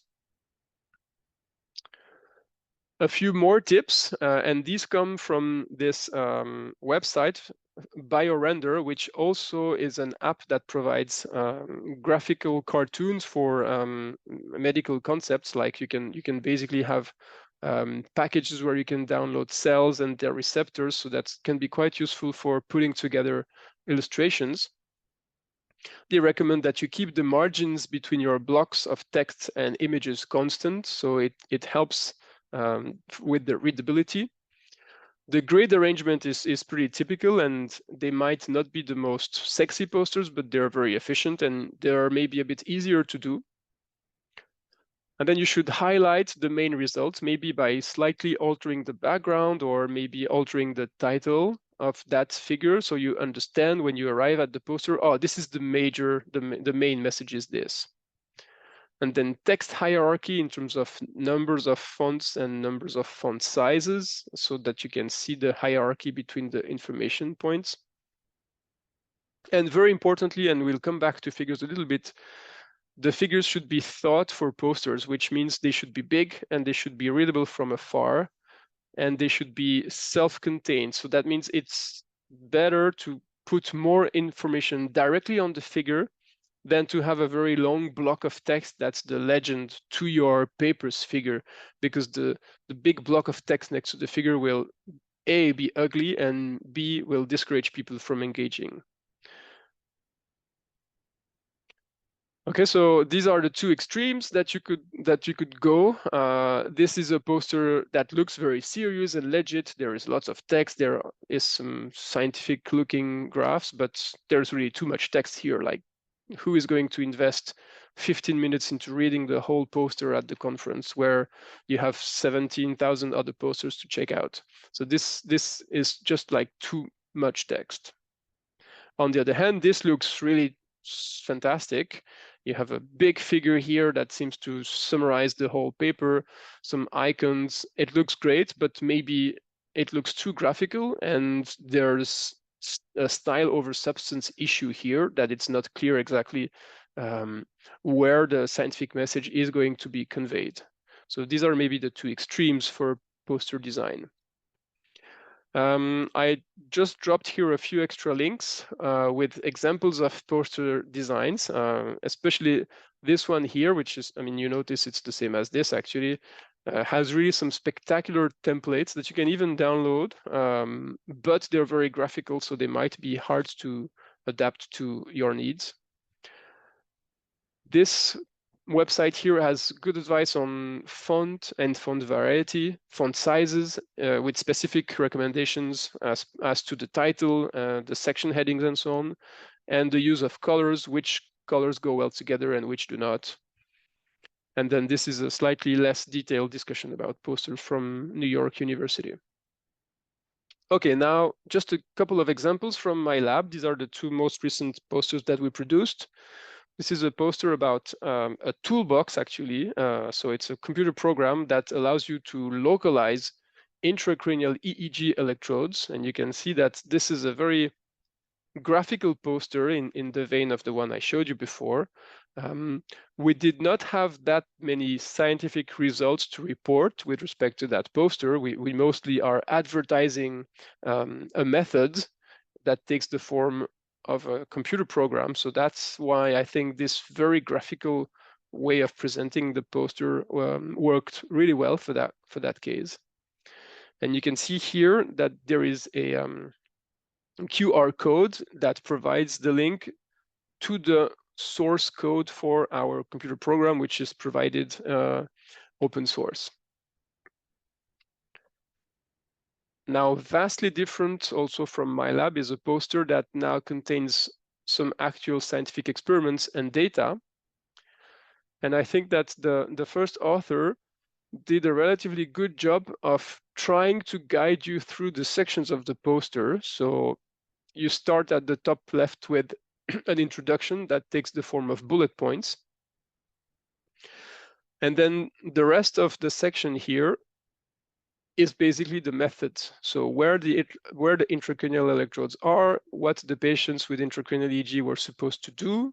These are little exercises where they are shown an image and they have to say what's on the screen, or they have to answer a little riddle like, what is the planet we live on? And they have to speak out loud. Or they have to complete the sentence. For instance, I went to the station to catch a, and then they have to say out loud, train. So the idea is we are trying to understand which brain regions are activated when patients who suffer from epilepsy perform these little tasks so that we know not to touch these regions during epilepsy surgery. And then the rest of the poster is devoted to more complicated analyses that are hard to understand if the author of the poster is not there.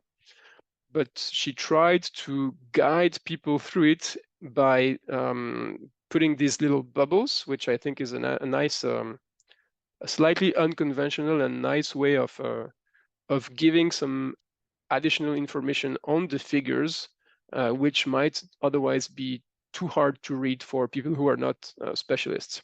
Of course, the best way to experience a poster is always to have the poster presented to you by the author, so combining the graphic support of the poster with the explanations from the poster presenter, which is basically a little speech that I'll tell you about.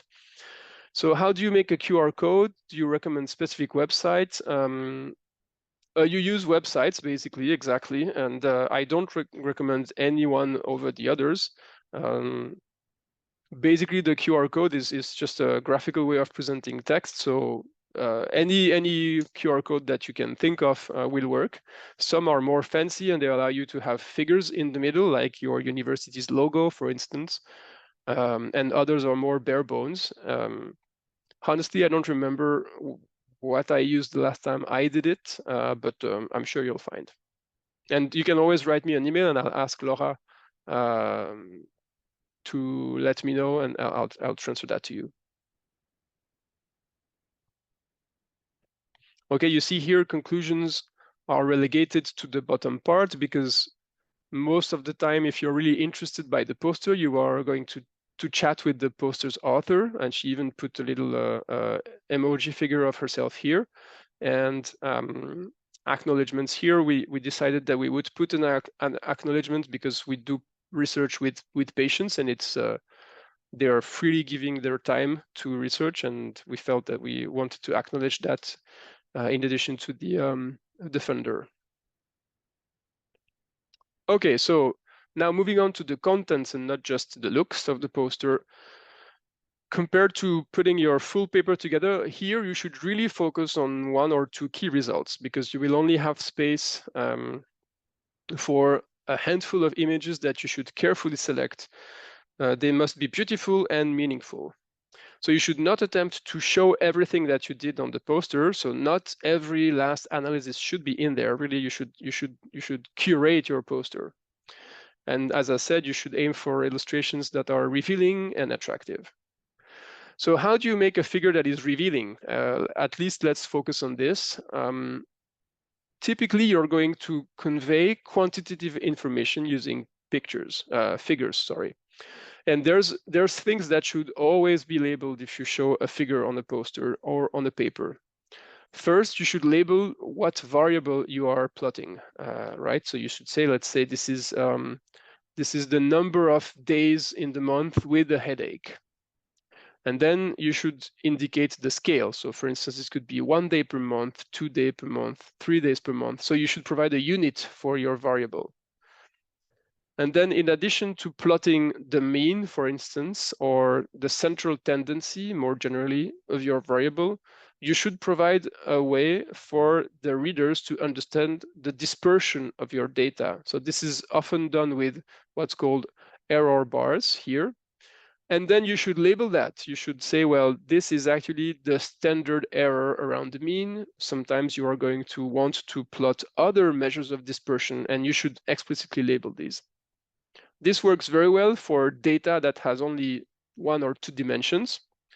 Of course, if you're now showing a movie, for instance, of a region of the brain's activity, it's going to be hard to plot 2 spatial dimensions, 1 magnitude dimension, and the dispersion on a single 2-dimensional surface. But you can work around this, for instance, by using 1 plot like this to depict the mean, and a second plot to depict the dispersion around the mean. And as always, you should label the variable, you should provide the scale. This is really crucial. A couple of examples. Imagine that, again, you are working on these poor migraine patients and you want to count the number per month of days that they suffer headache. You must be familiar with bar plots, which typically depict the mean and dispersion around the mean. And there's actually much more revealing ways of disclosing this information. Maybe you know about box plots, which give a little bit more information on the underlying distribution. Here you have the mean and the median, and then you have quartiles, and you have a few outlying points that are displayed. So this, and this is actually the same data. If you look at the little dots here, these are the means that were plotted here. But now we have a better understanding of the shape of the distribution that is hidden by this bar. And you can do even more fancy plots, like plots that actually show the distribution density. This is called a violin plot. You can also use bee swarm plots, where you plot every single point, and where there's many points, they will superimpose on each other more, and when there's fewer points, you will see each individual point. And these are really better at conveying all your data than a mere bar plot. What if you work with EEG, for instance, or other time series data? You can do something very similar here.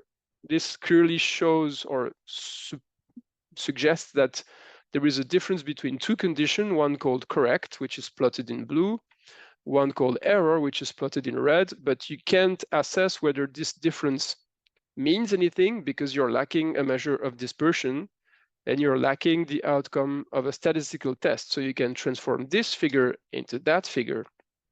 And you notice that now, in addition to the mean, you also have a measure of dispersion here. It's the 95% confidence interval around the mean. And then you can almost guess that when the 95% confidence intervals of the 2 conditions do not overlap, then there's going to be a statistical difference between the 2 conditions. And then the statistical testing's results are highlighted here at the bottom with this line that becomes gray when there is a statistical significant difference. So this is the right way, if I can say, of presenting EEG-like or time series data by showing a measure of dispersion and the results of statistical testing. You can do this with MRI and fMRI data as well, although it's a little bit harder to program. This is how fMRI data is typically presented. You have 2 conditions. You have exposure to some new stimulus minus exposure to the standard stimulus.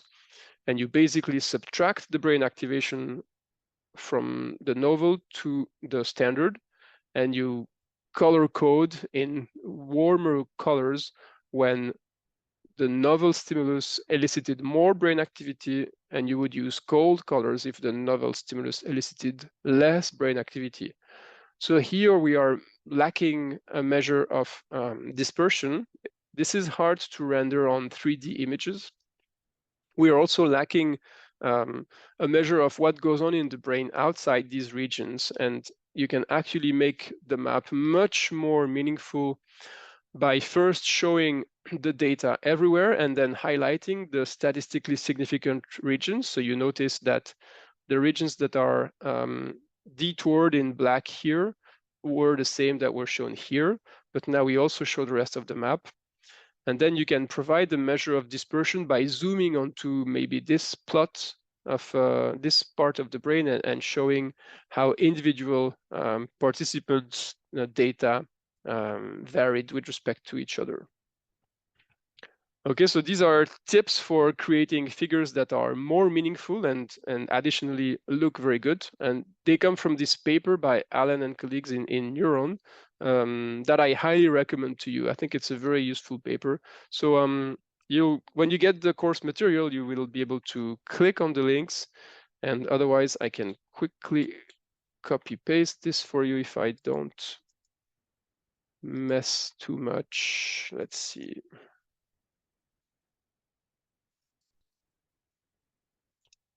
Here you go. I just copy pasted the DOI on the DOI link on the chat. Okay. So now you have prepared your abstract, submitted for the conference, you were selected, you traveled to the conference with your printed poster. How should you present it?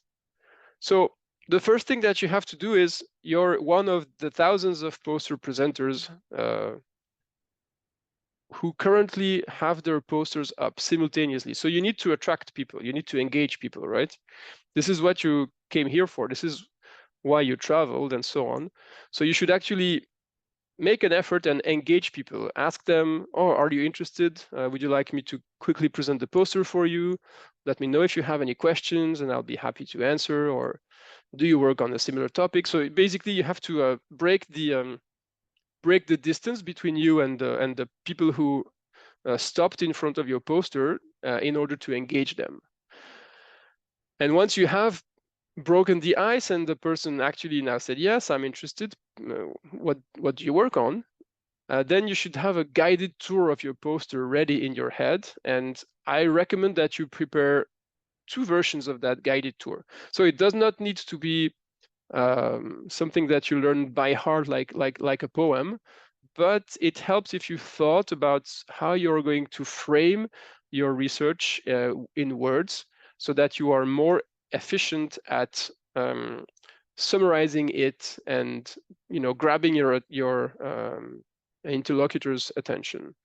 So I suggest preparing a short version, which is what we sometimes call in American English the elevator pitch. So that is the thing that you're going to say to someone who asks you what you're working on during the time it takes to use the elevator to get back to the ground floor.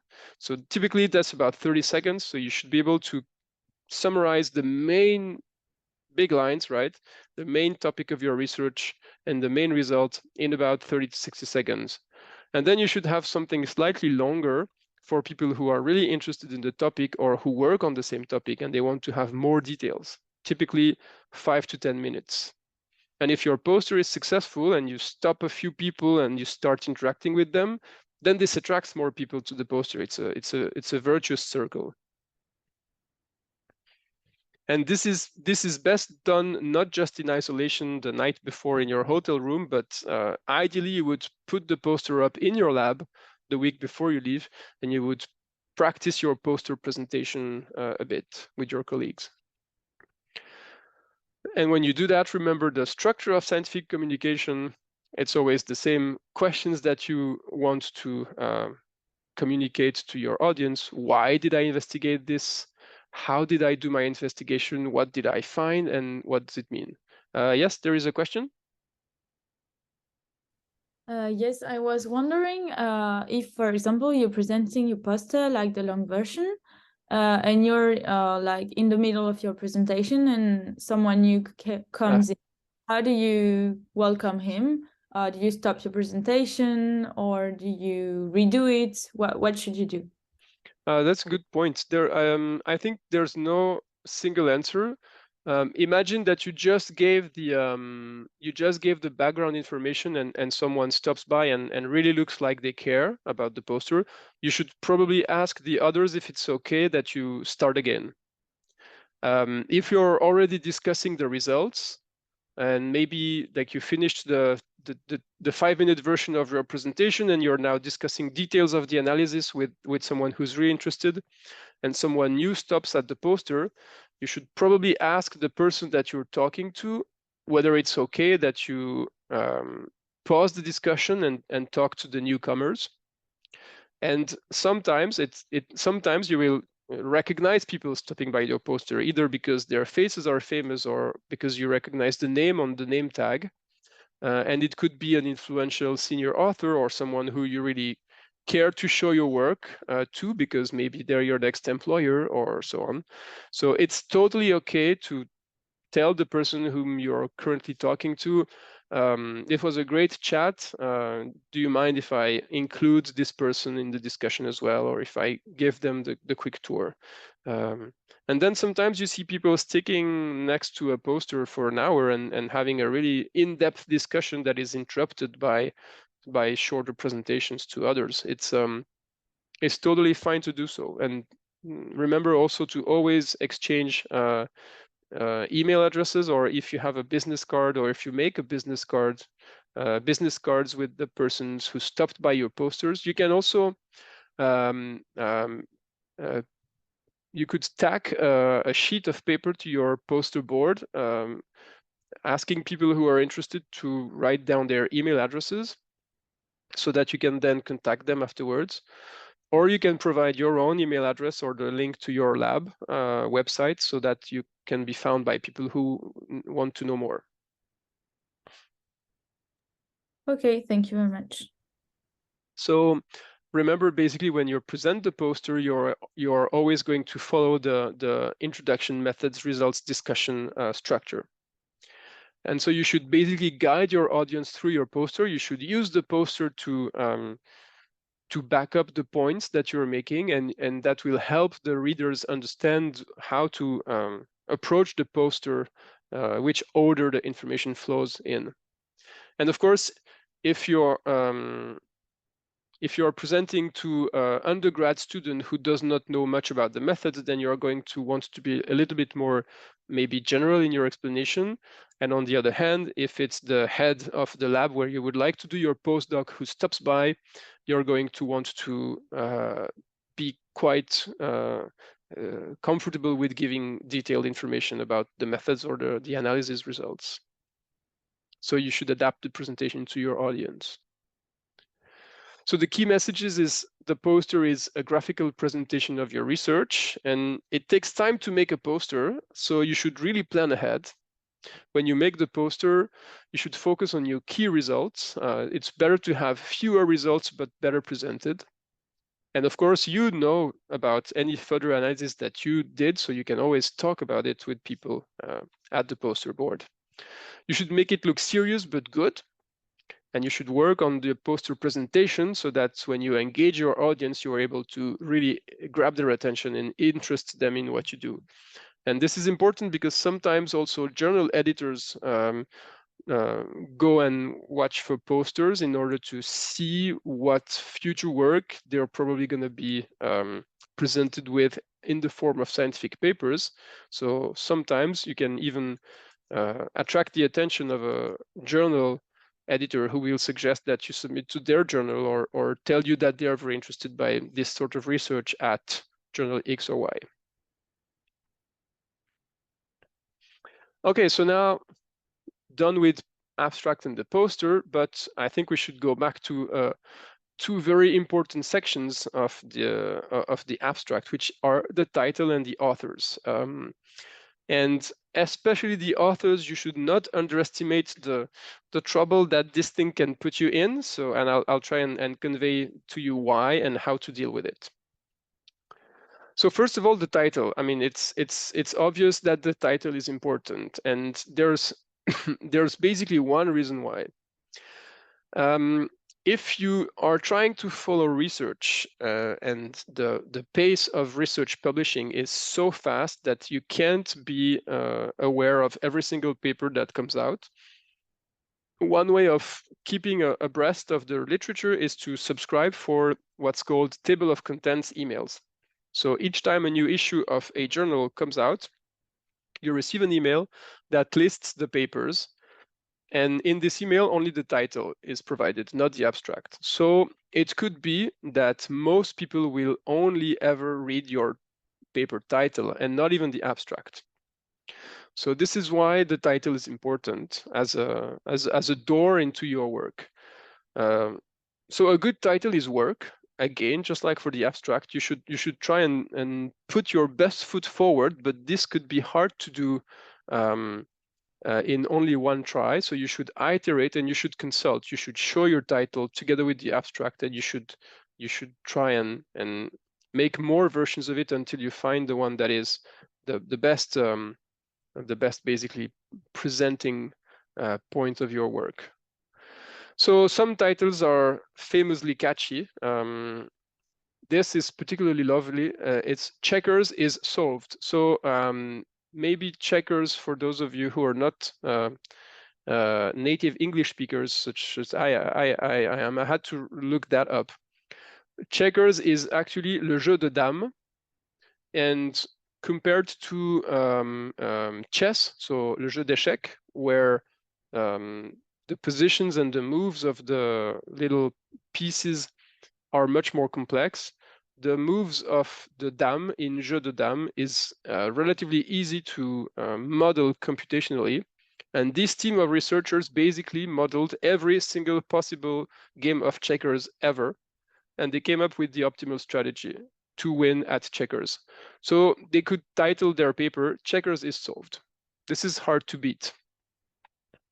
Another paper that's very famous is this one by Ioannidis, which is titled Why Most Published Research Findings Are False. So this is, of course, extremely catchy. And it's hard to beat a title like this. This guy is super famous. He was already famous before putting this paper out, but he was 10 times more famous afterwards. And the paper reasonably backs up the title's outrageous claim. So these two are hard to beat. Now, sometimes people put cultural references as a sort of joke inside the paper's title.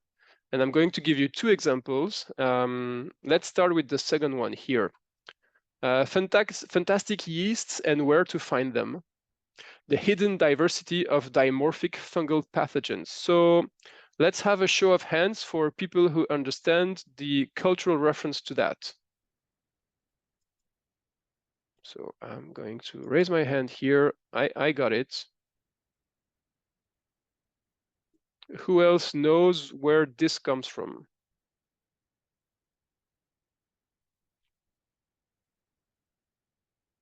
So Elsa, would you like to explain in a line or two?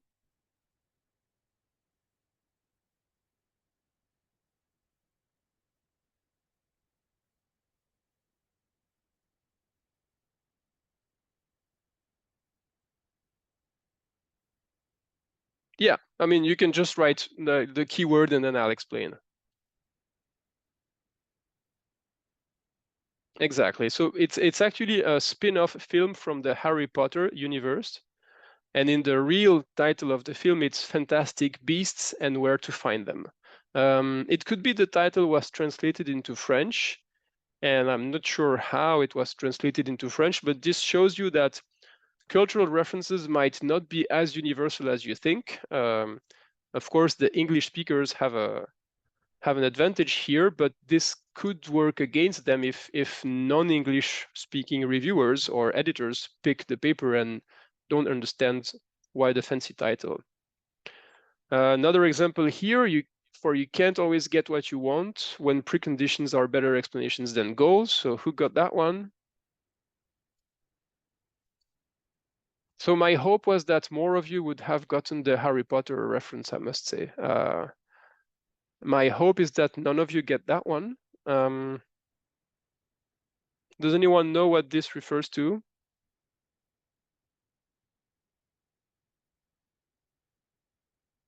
Yes, absolutely. Do you know who wrote the song?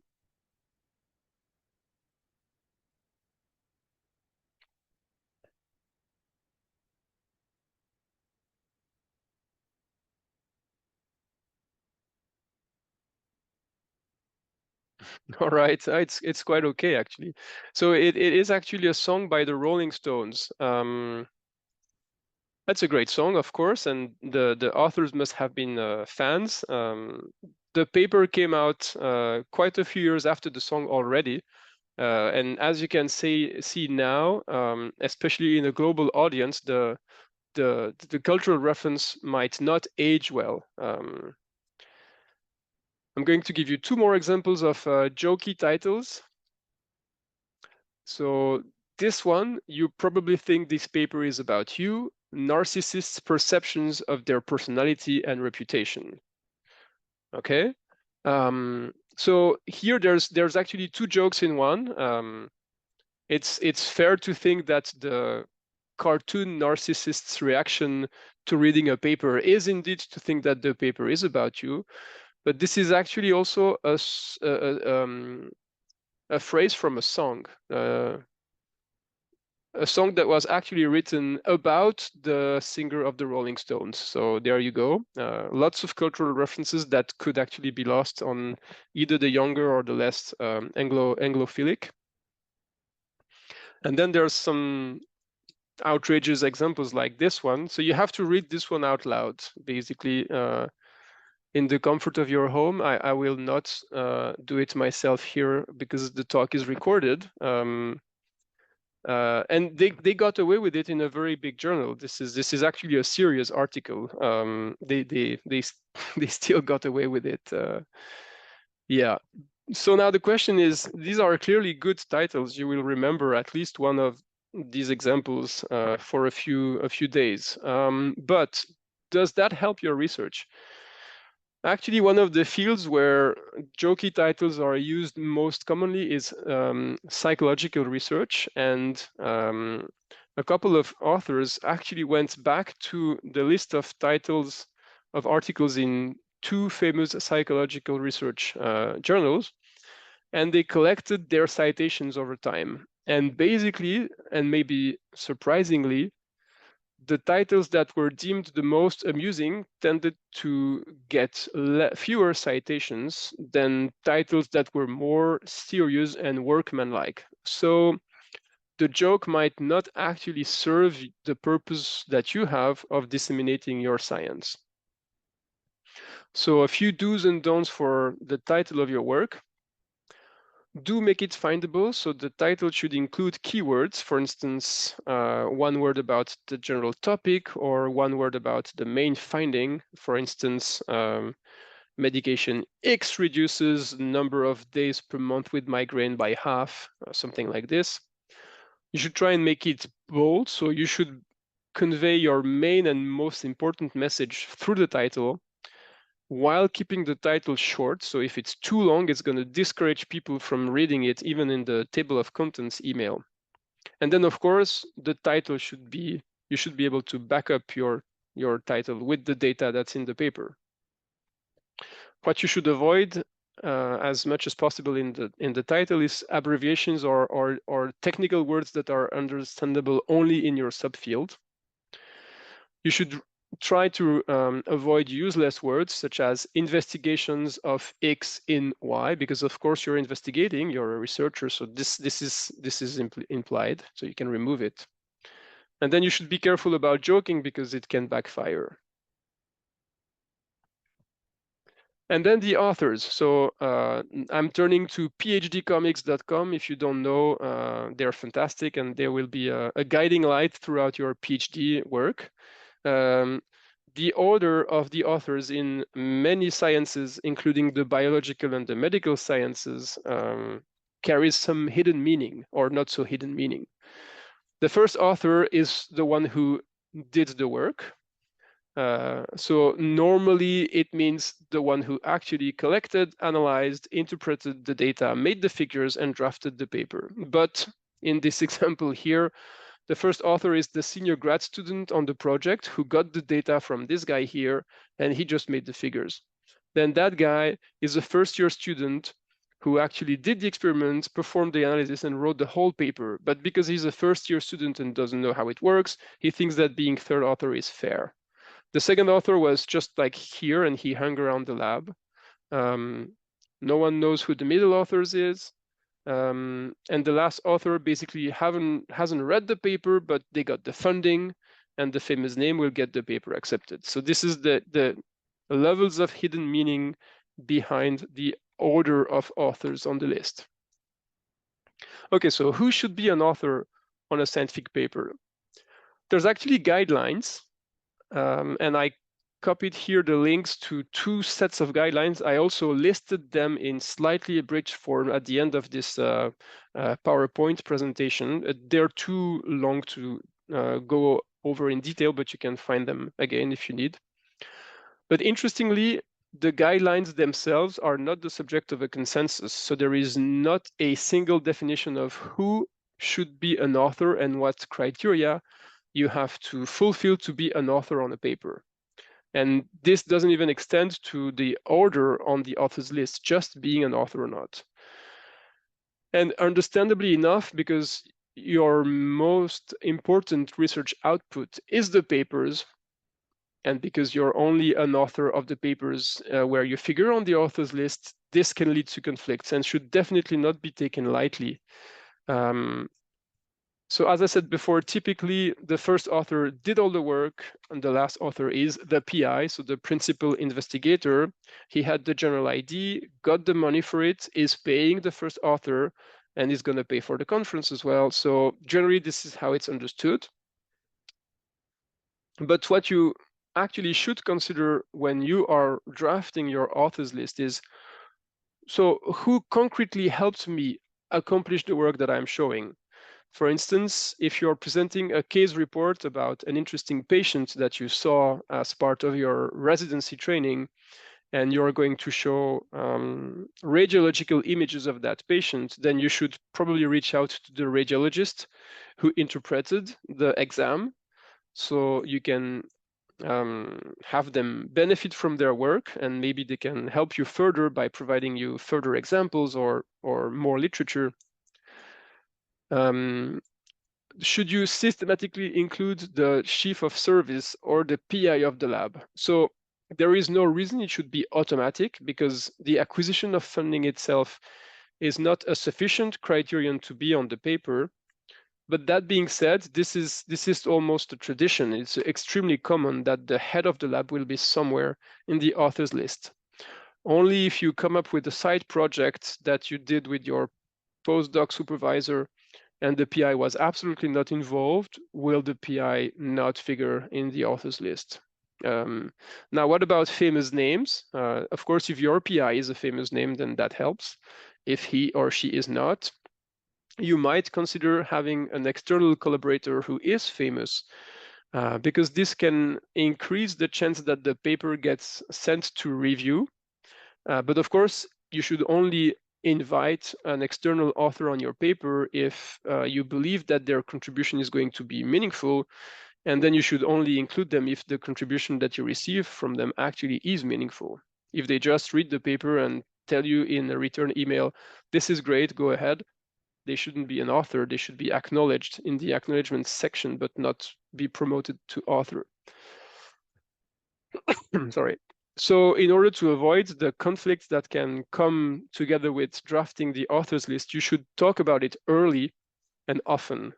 You should reiterate the discussion each time you come up with a new version of the paper. Each time some new data were included, maybe someone needs to be acknowledged and included in the authors list. And then, of course, sometimes you'll have to arbitrate, or your PI will have to arbitrate. And as the term suggests, arbitration sometimes is a little bit arbitrary. And if a conflict arises, you should not let that conflict consume you completely and move on. Eventually, you and your co-lab workers will get their credit. Then a couple of more slides or sections on how you choose a conference, actually. Where will you try and travel? Of course, the 3 major criteria are location, location, and location. So here the PI is advertising a conference in Steubenville, Ohio, and the undergrads and PhD students are reacting, I don't have any meaningful results, I need more data. And then the PI says, well, there is another conference with a paper call in Hawaii, and suddenly they're way more excited. And I think it's fair. Research is a hard job. The salary tends to not be exceptionally high. The contracts are short-term. You don't get rewards from your work every day. So going to a conference is a big event. And if it's in a nice place, so much the better. Maybe you can even tack a little holiday to it. And if you haven't been to Hawaii, you should be to Hawaii at some point because it's exceptionally beautiful. But of course, that's not the only criterion. So what you should think about when choosing your conference is what your goals are. Do you go to the conference to present your own research, so mainly in order to share scientific work with others? Do you instead mostly aim to get educated, so you want to learn about, for instance, neuroscience by attending a very broad conference on the topic, or on the contrary, you need to become better at performing one clinical task, so you go to a very specific conference about this topic, like epilepsy surgery? Are you actually looking for a job? Are you on the job market, or do you intend to be on the job market, for instance, hunting for a lab for a postdoc? All this will influence how you choose your conference. Then, of course, you should know what your choices are. And in order to know what exists out there, you should talk to your colleagues, especially the more senior ones who have attended conferences before. And you can also check out your relevant societies. So for instance, if you're a neurologist, you can check out the American Neurological Association's website for conference announcements, or your local or national society. For instance, we have a Swiss Society for Neuroscience that has a listing of conferences on neuroscience or subtopics of neuroscience. So this brings me to the types of conference. There's basically two types of conferences. There are the generalist ones, where not everyone will be an expert on one topic, and they tend to be big events, maybe more important for education, versus specialist conferences on topics that can be extremely narrow sometimes. So for instance, there used to be a conference on seizure prediction in people with epilepsy. So the only goal of the conference was to see whether we can predict the occurrence of a seizure. So this is highly, highly specialized, of course. And then some conferences are local or national, like the national annual meeting of your national scientific discipline society, versus big events like the American ones, who are automatically big because the US are so big, or conferences that actually cater to an international audience.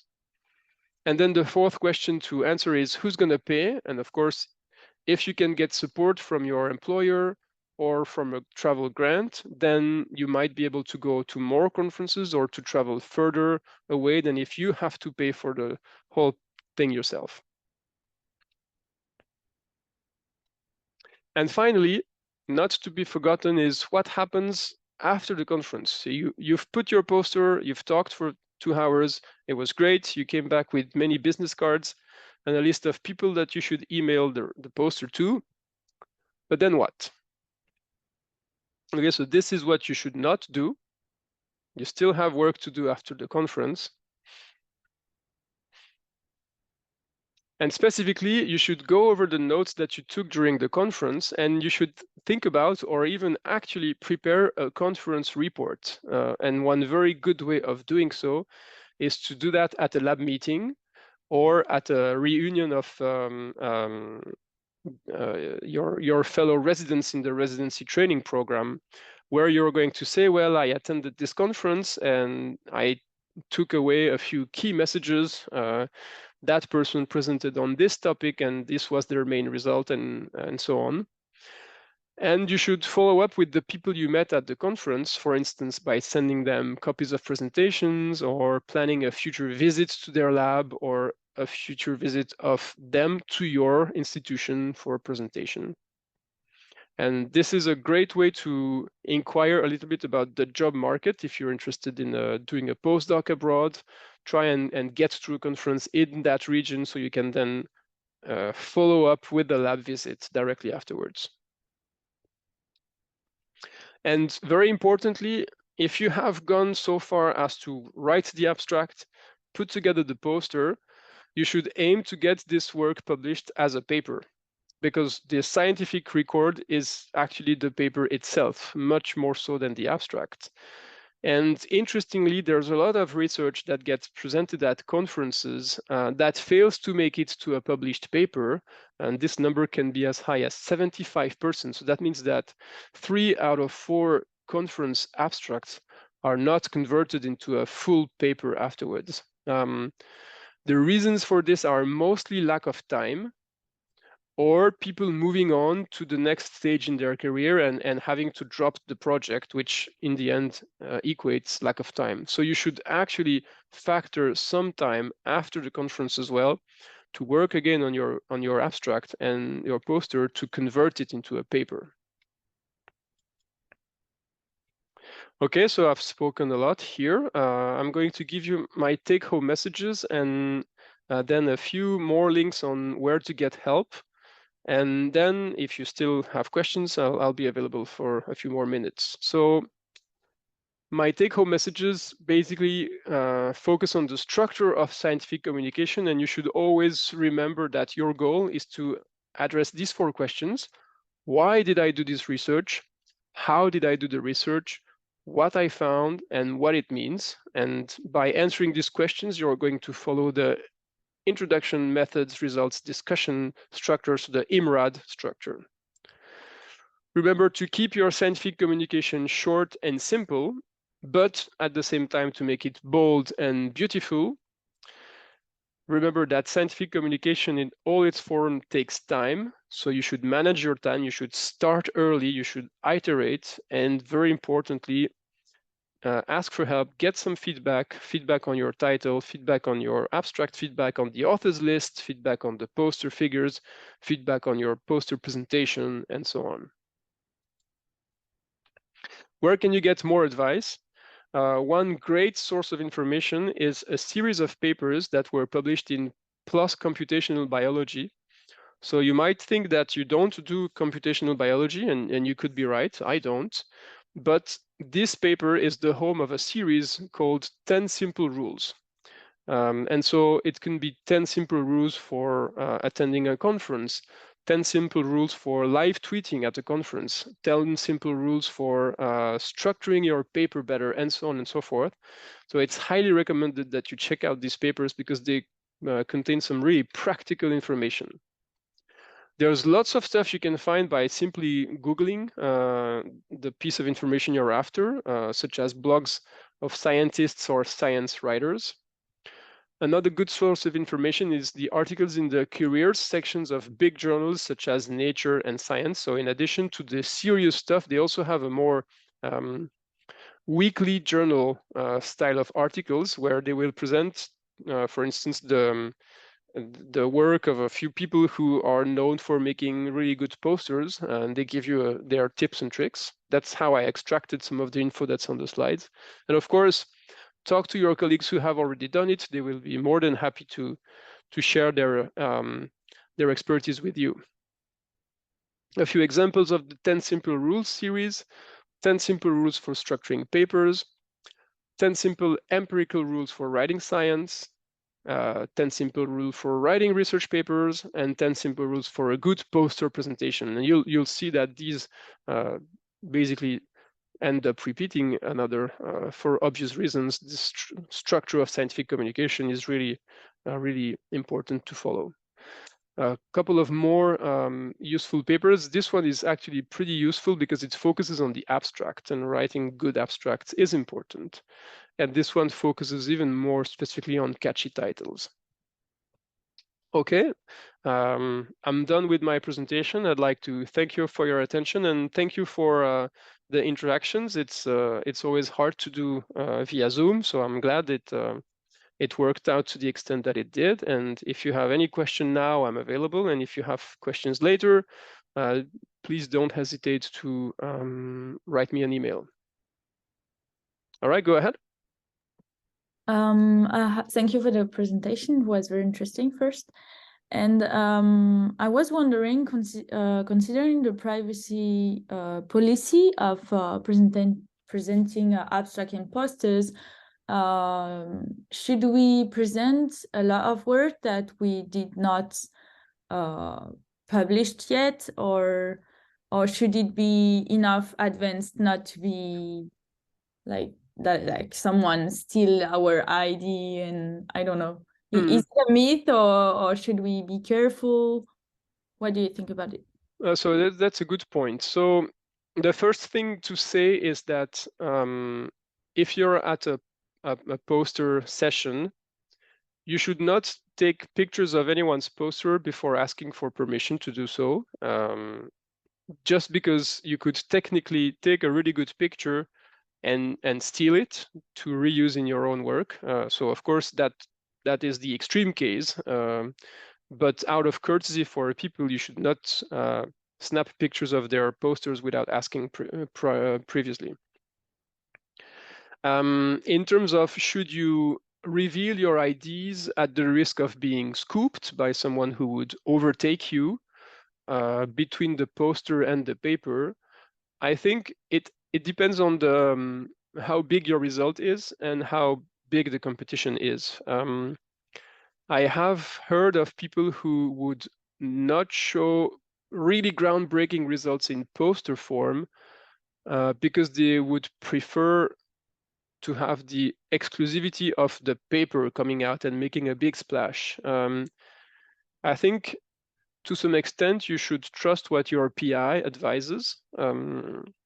If you're completely at odds with the PI on that question, you should probably try to let them know that you're at odds with them. And if the discussion is not going anywhere, maybe you could find a mediator to help you navigate this disagreement.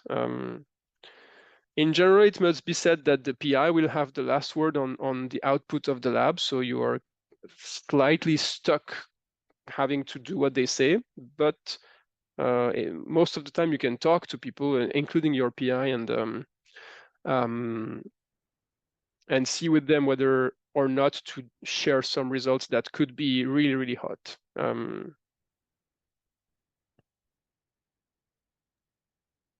Okay, thank you. But just like sometimes sorry, it's a long question, but sometimes you put your poster on, but then you go to a conference and your poster is still here, so people can take pictures while you're not here. So basically, what should you do? Should you like mark do not take photo? Is it a policy as such? I don't really know. So I think, I mean, if you don't want people to take pictures of your poster while you're away, you should put up a sign saying so. Please, no pictures. Of course, you have zero guarantee that people are going to respect your wish, but making it clear, especially for scientists. I mean, science is based on mutual trust, right? Most of the time, we don't have access to other people's data and labs to check whether what they did really took place the way they say.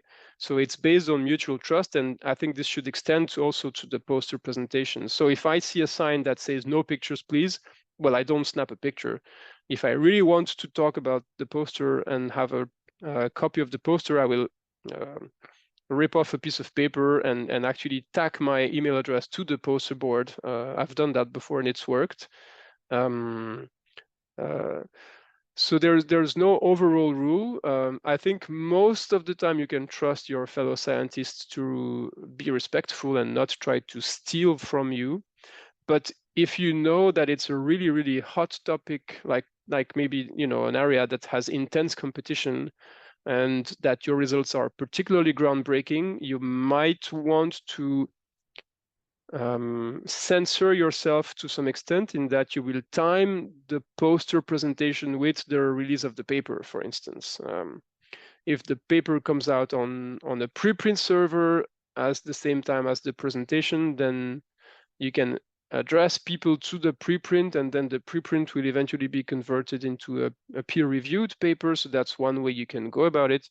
Another way is to just wait for the paper to be published. So what you cannot do is have the paper published and then prepare your abstract. This is not considered okay by most conferences because conferences want to have new results presented. But you can work on the paper and the poster in parallel, and it's okay to have the poster presented while the paper was accepted in the meantime. So it's not a definitive answer, but I hope I did address some of your question. Yes, thank you very much. There was a question about software available to prepare posters. Is there anything available in Linux? So to the best of my knowledge, Inkscape, which is vector-based drawing software, exists for Linux. I don't know if you're familiar with GIMP. GIMP is the, so GIMP like this is the equivalent to Adobe Photoshop, and then Inkscape like this is the equivalent to Illustrator. I've used Inkscape a few times, and I found that it was powerful but complicated to learn how to use it. So I reverted after using both Illustrator. So I used Illustrator for my PhD work, and then I changed to an institution that no longer had Illustrator accessible for free. So I switched to PowerPoint, and I must say there's many drawbacks of PowerPoint, but just to put a poster up, it works decently enough. And the good thing is most people know how to use it. And does anyone have feedback about this lecture? Because it's the first time I give I give such a lecture on such a topic. And especially, do you think that the abstract workshop was it useful at all? Is it just a waste of time? Go ahead. No. Can we talk? Okay, thank you. Thank you so much for the presentation. It was very helpful for us. I would like to know, according to the poster, can we add references and keywords in the poster? Is this useful or not? What is your point of view on that? So that's my first question. Right. The second question is to know, sometime when you arrive to the conferences, the journal, after the journal publish the abstract in the journal, but now without the hard work, how can we manage on that? Thank you. So for your first questions, should you have keywords on the poster itself? Yeah, I don't think so. Keyword and references, it is useful to put it inside in the poster. So keywords, no. I would say that keywords will be somewhere on your poster anyway, whether in the title or the methods section. So you should not invest any poster space in writing a list of keywords. References, it depends on whether you have time and, well, space, I should say, whether you have space to cite a handful of papers. So typically you will cite up to 5, no more. That can be useful to people who will read your poster after the fact and they want to know more about the work. So references, if you need the space, then sacrifice the references, of course, but otherwise that's often done. And then with respect to the abstract being published, so yes, that's also an added advantage of going to a conference, is that the abstracts very often get published, which means there is an official record of your work. It's true that the whole body of work is not there, so citing an abstract clearly has less value than citing an actual paper, but it is allowed to cite abstracts in some journals. So for instance, in the Journal of Neuroscience, which is the journal of the Society for Neuroscience, you can cite abstracts, including the abstracts of the Society for Neuroscience's annual meeting. And you can list them as work outputs in your CV. Only you should distinguish that these are abstracts and not full papers, of course. Okay, thanks for the precision, because I was asking myself since the hard work is not published, how can I present in my my CV? It is only abstract or the hard work, and that was the difficulty that I have. Thanks so much for the clarity. My pleasure. Okay. Please, can I get how the color, because sometimes you have to match color for the well presentations of the abstract. Can we have some idea to match the color so that it should be more attractive and maybe gain the price sometimes, because color also, the color of the abstract is sometimes helpful. That's all. It's true that color is one of the tools that you have at your disposal to make your poster more attractive, and there's some good there you go. There's some good advices on those links here. So let's see, I think I can copy paste them on the chat here.